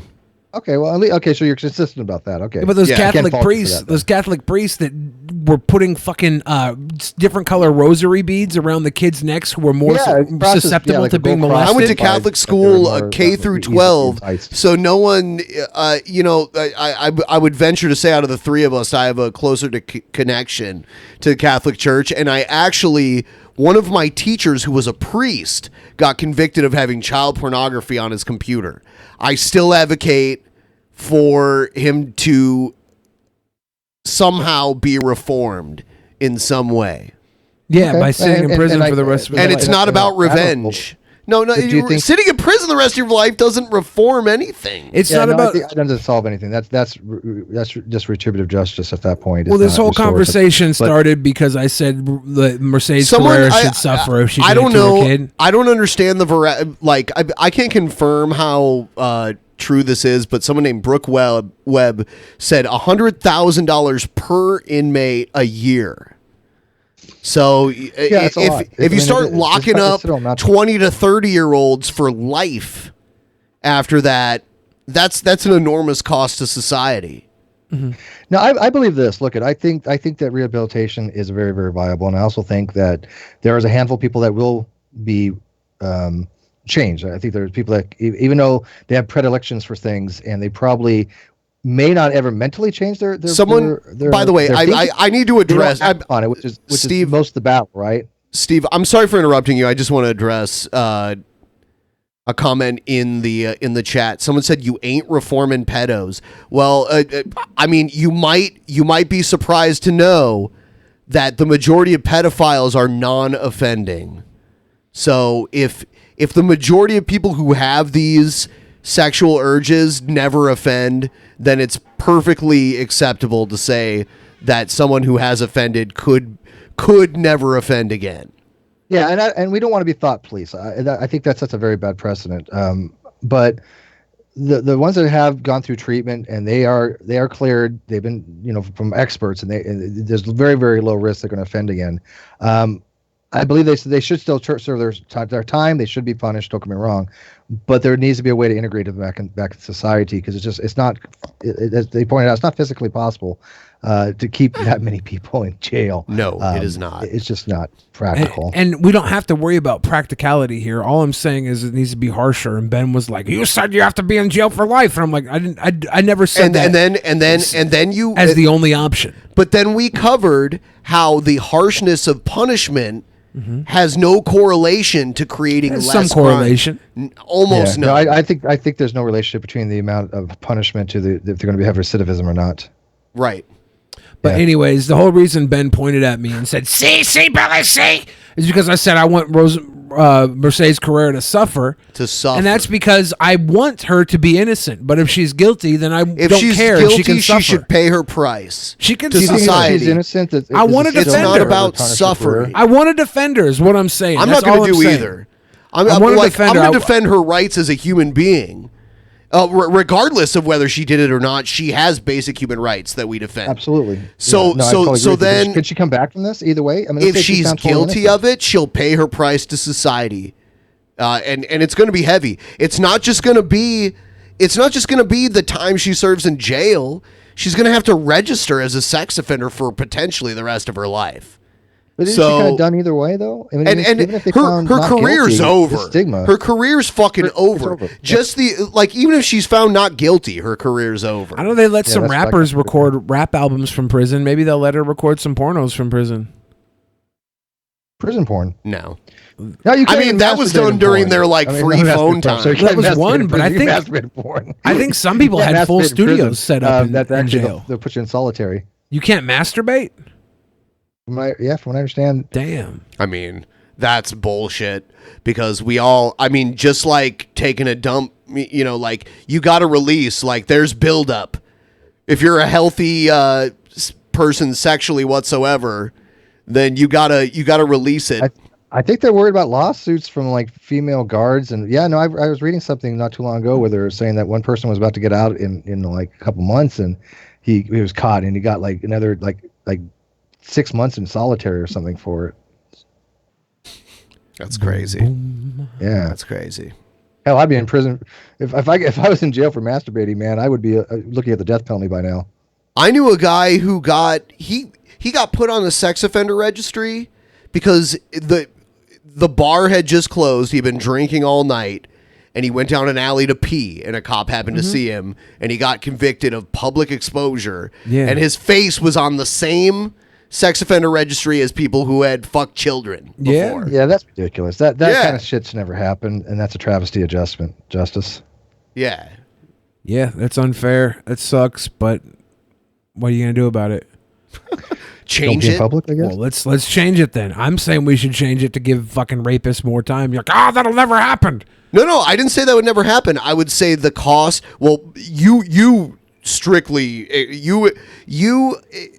you totally expressed that you wanted life in prison. You're kind of shifting what you were asking for. I didn't more say time is more reasonable, but I don't understand why you want more time. The only way I can really think why you would want more time when the data shows that more time doesn't dissuade. It's not the harshness of the punishment that dissuades people. It's the likelihood of being caught. Most people lie to themselves. They're pathological, and they think there's no chance of them getting caught. So the harshness of the punishment doesn't dissuade them. It's the fear of an imminent of being found out. That's more that dissuades crime more than anything else. When it comes to child molestation, the child molesters are 16% more likely to reoffend upon release. That's a very low number. It's a big enough number where I would rather have them in prison for another 10 to 20 years. And then I showed to you keep them off the street. And then I showed you a number that was almost equal that shows how many people are wrongly convicted, sometimes given the death penalty, sometimes given life in prison, and you think that's an acceptable number. So I think 0 is an acceptable number for that. But that's the goal, right? I mean, we should always. That's the goal, yeah. But he wants to make punishments harsher when we see how many people fry. You're more worried about the unjustly. innocent man than the innocent child. That's all it is. Oh, okay. Virtue signal to the fucking extreme. Billy, there's 4 things that can happen. What a have an fucking innocent straw man man. be free, which is what we go for, right? We have an innocent man go to jail, which is an error in which is called the error in justice. Yeah. You have a guilty man go free, which is an error in justice, and you have a guilty man go to jail, which is what we want too. So we have 2 errors in justice, and of course we presume that the innocence of a person because we think one is worse than the other. So we want to have a system that's set up that person is innocent until proven guilty and stuff like that. But we have to protect the rights of the innocent. And unfortunately, you cannot. There's no foolproof solution. Stop defending the pedos, Steve. Don't you care about the children? Yeah, actually, I'm the one that actually says if they are guilty, I'm pro death penalty. So yeah, I'm pretty harsh on that. Sure. The truth is that's such a bullshit accusation. I mean, just because I advocate for nuance and the actual facts that show that what you want to do is punishment. You want more punishment to make you feel good. I want the predators off the street longer. No, you don't. Okay, you want retribution or retributive justice, and you want restorative. I just want them off the street longer. I feel like they get back and reintroduced in those 60%. So why back on the street at all then? Well, I mean, let's what Steve said. Steve said kill him. No, I'm asking what you say because you're shifting it. You're shifting it from I didn't say life necessarily. I take that back to I'll take it back. I never said life as the be all end all. Because now your argument is the longer they're off the street, the better. Why not why ever put them back on at all then? Why? I'm asking you. And if it were up to me, they'd sit in prison forever. Forever. Okay. Yeah. There we go. Case in point. So they can't fuck a kid again. Uh-huh. Well, we've already demonstrated that the vast minority is likely to be a repeat offender. 16% repeat offender. That's a huge minority. You think that it sounds like it's large. It's probably pretty small number comparison to other types of crimes. But you think we can get that number lower? Is the goal? That would be have more. That would be great. Have more. That would be great. Programs that these people can go to. Have a mental health. No. It's making them rot away in prison for life. That's not what I said. That's going to stop more. That's a straw man. That's at least I didn't say you're supporting pedos. I didn't say that. I said I care more about the innocent child than the innocent man. That's all. That's not what you said. That's literally word for word what I said like fucking 2 minutes ago. Okay. I just care more about the innocent kids than the innocent fucking man that was wrongly accused. I'm sorry about that guy. Hopefully we fix that. Fucked up. I care more about the kid that gets diddled than the man that was wrongly accused. I actually have to think about that for a while. I don't think it's worth a bunch of people going to jail for life, or in your case, giving them the death penalty unjustly to stop 16%. No, I would make sure that they're guilty. I mean, these people have to be like clearly guilty of sin. 16% is 1 in 6. It's 1 in 6. I understand how percentages pedophiles I understand. or child molesters remolest. 1 in 6, right? Okay. So I just think that that's a chance we take. The kids are out there defenseless. So in Billy's world, everyone, it's okay if you're collateral damage to his bloodthirsty Billy's revenge. an idealist, and it's a trade-off, right? I mean, between idealism and realism. A person who you sound more like you want to change things, Ben, and Billy thinks he wants to more. Billy's fine if it keeps happening as long as the guilty punish we have are punished. It's literally not about punishment. It is about punishment. It's about punishing them. It's more. 100% about keeping the lion out of the schoolyard.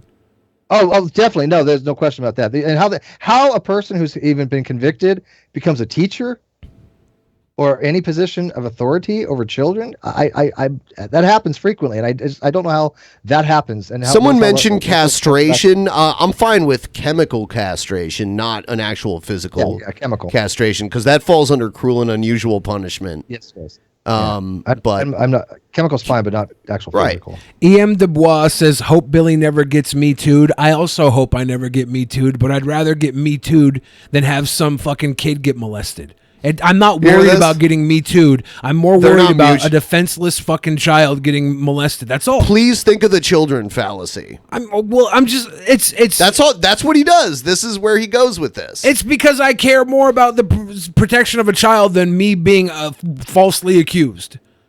I don't care about being falsely accused. They're not mutually exclusive. You can care about children and also care about people getting falsely accused. But I can worry more about children than myself, right? I can worry more about the kids. That's just virtue signaling. Oh, okay, just caring more about a child getting raped than someone falsely accusing you. This is all bullshit what you're saying here. But really, but that doesn't mean. Look at you have to have the rights of the innocent as well. That doesn't mean you don't care about the child being raped. Right. It's not a zero sum. You can. They're not mutually exclusive. And I'm not saying they are. I'm just saying when I say that a child's more important to me than my own fucking being accused of something I didn't do, I'll go through the steps to. It's easy to say now when you haven't been wrongly accused. Look at I've been wrongly accused. Not of that. Yeah, and you haven't been facing life in prison. I had a trans prostitute accuse me of raping her because someone sent her to my fucking hotel room, and I didn't have any money to pay her because I didn't want to fucking bang a trans prostitute. The cops came and charged. I didn't ask that. No, I didn't go to court because I could prove my way out of it. Because that's what you do in due process. Okay, so if someone goes to court, they weren't able to prove their way out of it, therefore they're probably guilty, is what you're saying. No, I didn't say that at all. That's what you just said! No, I said I could prove my way out of it, so I was fine. Just said I wasn't guilty. Anyone should be able to just prove their way out of it if they're not. I didn't. I said I did. I said I dealt with it as it came. Wow, dude.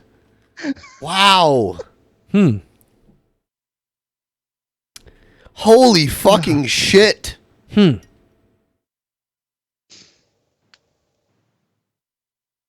gave everyone who. I think you both have make good points, though. Honestly, I mean, I see Billy's point of view. I think his way of getting there is probably a little weird. But Billy learned to argue at Trump University. I got my degree, and I won the lawsuit against Trump University. I got my money back, and a degree. That was Dr. Billy. That was the first lawsuit that Trump didn't fight to the bitter end, right? The Trump University. I don't know. Fraud. He probably settled on some. I think he settled because it happened right around the time he became president. So he's like, "Well, I'm not going to fight this. I'm just going to let it go because it's not worth." Yeah, what good? What he would have had a gain to fight that? Yeah, but before he would fight everything to like the bitter end. Well, that's just because the ego won't allow him to lose anything, right? He's the winner. Yeah. He's got 50% approval polls, man. Look at that. I mean, he's just awesome.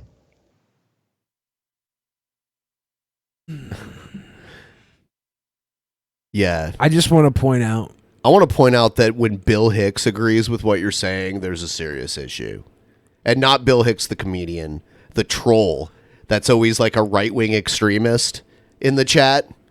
When anything he's saying aligns with what you're saying, there's a serious issue. Yeah. Yeah, then you're gonna. Yeah, okay. No, You gotta that's not true at all. reevaluate your position. If Yes, there's sort of people like that, hey, that person's agreeing with me. Maybe I need to rethink this. You know what? Another thing, Billy always bashes me for Do my I? height, which is a genetic trait. Do you advocate bashing people? I said that the Hold on. fans Oh, this said you wasn't should the be first taller. time. Also, you bashed me on said you my should be facial hair, Your lack of mustache, which is yeah. weird because you can't grow any You can't of it. grow any of it. It's not my fault. You look like you're on Rumspringa. So you know what else? You know what else is a genetic trait? What's that? Skin color. McRib for third peasant. Yeah. So do you advocate for bashing people based on their genetic traits that they can't help? Of course. Oh, okay. Billy's a racist. Oh, that's not true. Everyone. Would it be a heightist? Heightist? That's not true. Yeah, a heightist. Yeah, I'm Heightist, definitely a man. heightist. Because I'm tall. You're not tall. Oh, I'm 6'3". That's not tall. It's tall as hell. It's actually That's not. still tall. Yeah, Tall as hell. pretty It's tall. What do you above consider tall, average. then? It's above average. Tall as hell, dude. It's Above not average, tall as yeah, hell. but above average would be tall. Ben's then. like, It you're is- not tall. it- I'm tall. Not I'm not average, tall. he's medium, he's not short. That's not so what I'm above saying. I'm average saying would be you're tall. not tall. I'm super tall. You're not super tall. Oh, yeah. You're Up at barely tall, 11.5. definitely not super I'm tall. super tall. No. Yeah. 6'3" is not super tall. Super tall. No. Have I'm the tallest person I'm the tallest host of Drunken Peasants ever. No, you're not. Actually, that's not true at all. By like 5 inches, it's not true. Second place. Not 5 Yeah? inches. Oh, no. Like 4 inches. 4. Yeah. Yeah, well, 4 inches makes a big difference over between 4 and 5 inches. Okay? Right. I know. Girls always argue over 4 inches. I've never seen a girl argue over just having 4 inches. They usually just walk having away. 4 inches? Oh. No, they can Laughing. argue. I just want to point out that Caden Calger's been on the screen this entire time, and that's why Ben's so mad. He harbors anger towards Caden Calger. Now he's doing the "you mad bro" fallacy, which is whoever's more mad loses the argument, even though you can't measure who's actually more mad. You can measure. I've become an expert on this shit, like this weird like internet bullshit where like if you argue with someone, or no, if someone talks shit to you and you reply at all, it shifts from what you're arguing about to who's more mad. And there's no way to disprove whether or not you're mad. So if you agree that now the argument is based on who's more mad, you've already lost. Yeah, you know what's funny is I on Twitter all the time I get into these. I've learned these this dump shit. Fires. I've only been mad on Twitter once, and it was just actually a few weeks ago. It's the only time I've ever actually been riled up on Twitter, and I was livid. And I don't remember what the hell it was over. That tells you, whatever. But people see you use caps, and you're like, "You mad, bro? Oh, look, you're triggered." Oh man, they just do it anyway. You're triggered. Always, you're triggered. Like if someone says something and you go, "Actually, you're wrong because this, and this." Instead of arguing against whatever points you make, now the argument becomes who's mad? You're mad. You're more mad than me. Therefore, you're wrong. I just want to point out how mad you are because I didn't even say that you were wrong because you were mad. Just that Caden Calger made you mad. And you don't have to. You spent 3.5 minutes talking about how mad you weren't. You don't. Actually, I didn't talk about how mad I was. No. I just don't like Caden Calger very much. That's all. I want him to come on the show, but he's such a chicken He shit. won't. Yeah. I want to get Caden Calger and Razor Fist on the show at the same time. There are a lot of people like that just they'll talk a lot of shit, but when you ask them to come on and you say, "Hey, look, we'll have that talk about whatever we were talking on Twitter or what you were dealing with him," but no, they won't do it. And it's not because they're like, "Oh well, you're not in my league" kind of thing. It's just like they know they're gonna get their ass handed to them. They know it, and they won't bother. Yeah. Caden Calger might even hand me like an ass whooping. Me, but not Ben, because Ben is serious when it comes to Caden Calger. I'm serious. Have you talked to him? Have you reached? I mean, can you measure my seriousness right now? I'm extra serious. I'd say fully erect in seriousness. Yeah, I'm erect. I'm really, really, really serious this time. Like no joke, really. Caden Calger's a coward. We also call him Caden Coward. Also Caden Cowger. Caden Cowgirl. Caden Cowgirl. Yeah. He's garbage. He's afraid. He's a sweet boy. No, he's not. Remember when he was a little boy and now he's not a little boy? He lost his edge when he was 12 spouting that bullshit. It was kind of cute. Like, oh, you little That's rascal. what got him noticed. You little rascal, you're 12 and you hate gays? That's so cute. Yeah. And now he's like, I'm just the world's youngest old man. And it's like, whatever, dude. You goofball. Terrestrial radio using motherfucker. So we would stream for it's been 3 hours already. Yeah. We went a little over. So I think we're going to go do the post show. I think on Twitch. We're gonna Twitch? We're gonna do a Twitch post show. Actually, let me check something really quick. Maybe we'll just do a regular one. Let me check something. We're doing it live, guys. Someone said I hate JF, make fun of him. I can't make fun of JF anymore. Make fun of him. He blocked me. He blocked me on Twitter. Do you know that was actually one of the things that started a schism when we had JF on? We had him on twice. The first time he was on, nobody even cared. Nobody said fuck all. Right? Yeah. nobody said anything about him being on. The second time he came on, all of a sudden, oh look, they have JF on. It was really bizarre that nobody cared the first time, but the second time it was like a major schism. That's when the Goddess Island. Well, JF has some pretty fucked up views, but he is a smart guy on some subjects. And JF got his start on this show. He was actually a patron of ours and he was a patron, so we let him on the show, and then everyone liked him so much that, oh shit, okay. Chill out with a 911, says Alpha Doll 269 try. JF got his start on this show, and he was a good sport for a long time, like funny guy, open-minded. I noticed he had right-leaning views right away, but that never bothers me. I have plenty of friends that are on the right. I never detected any sense of racism from him. He came on our show and had a rap battle against G-Man, for fuck's sake. Yeah, no, I remember that. And I remember when he was around. And I never had anything against him personally. And like I said, I know. I still don't. I don't have anything against him personally. I think his views are wrong. Right. It's sad that he blocked us. You want to have conversations with, right? Though, if you think his views are wrong, which that's not the new views of liberals, Steve. Honestly, that's what kills things. That's what kills dialogue. It's shifted further left. It's further left. Like probably 10 to 15 years ago, we might have been as far left as it goes. And now we're like centrist. We're like center left. Yeah. Yeah. Because new lefties don't even want to associate with people that disagree with them anymore. You guys considered probably conservative at this point. We're obscure. We're really not. Like Billy's more liberal than me, I would say. Yeah. But I'm pretty liberal too. I mean, obviously, I'm more liberal on the death penalty and shit like that. I think we're in big trouble when we give the government more power to kill people.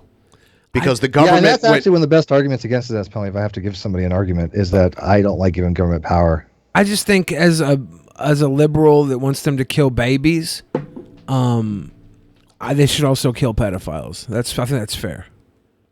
If I'm gonna let them kill babies, they have to also kill the pedophiles. Don't elect him. He doesn't care if you die in the process. Honestly, I don't. That's why I'd be a great... Beat Trump. That's why I'd be a great president, because I don't care if you live or die. Billy the Fridge. Oh, wow, Ben. That's shade. You'll still let me platform on this podcast, though, right? He's also a conspiracy theorist. Yeah, but so is Trump. He believes that we have these so-called lenient laws so that people at the top can get away with it. Is Trump a flat earther? No, I don't think Trump's a flat earther. No, he is not. I thought I read all the things you want to say about him. He's not an idiot like that. He's smart enough. I mean, like he may have a limited vocabulary and everything, but he's not. I mean, he's a genius in some ways. We have to admit that. No, in some ways, I don't think he's a genius in any way. I disagree. I would like to do this as an experiment. I would like to get some of the best flat earthers out there, the smartest of the dumb, in a room with Trump, and I bet they could probably convince him. How the fuck does someone like him become president of the United States without some kind of or even a public figure at all? He's just some rich guy who's kind of a jerk. but he has that weird level of charisma. Okay, here's the thing. Anything that happens to Trump, anything Trump does bad between now and the election does not matter. But if the same thing happened to whoever's opponent is, it would ruin them. That's this crazy advantage. He's like Teflon. Yeah. Nothing sticks to him. Totally. Yeah. But I think that's because he's a genius, not just the opposite. I think it's like he's one of those God watch out for fools kind of thing, you know? God looks over children and fools. Yeah. So we're going to wrap it up. We're going to do the post show. We're not going to do it on Twitch. We're going to do it privately. We'll do the one on Twitch on Saturday night. We'll be back with Hannibal and Monty. We're very far behind. Hopefully we scrounge up some donations during our private show stream. We have our Patreon show tomorrow, so yeah, and we usually do like a half-hour stream before we do it. Little warm up. And I'll have the wheel up here, and we'll do like some test spins to make sure they work. But yeah, guys, you should sign up for it because not only is it going to be fun to watch, but you're watching because you enjoy the show, and the show can only stick around if the Patreon improves. Follow Steve and figure out what his next move is. Keep an eye on Steve. Steve, We'll yes. keep you posted. You'll be back on soon enough if people don't. And I want to thank you guys very much. Yeah. For all you've done and for listening. Thank you, man. All right, everyone. We will see you tomorrow, actually, during our live Patreon show preview. Good night. In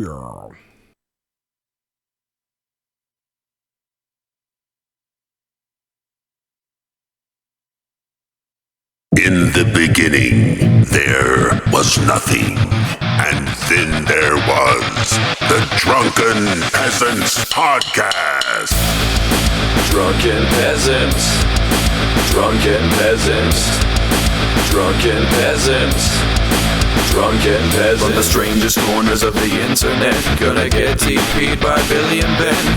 You know where you can find them at. Get ready, cause they're gonna kick your Drunken Peasants. Drunken Peasants. Drunken Peasants. Drunken Peasants.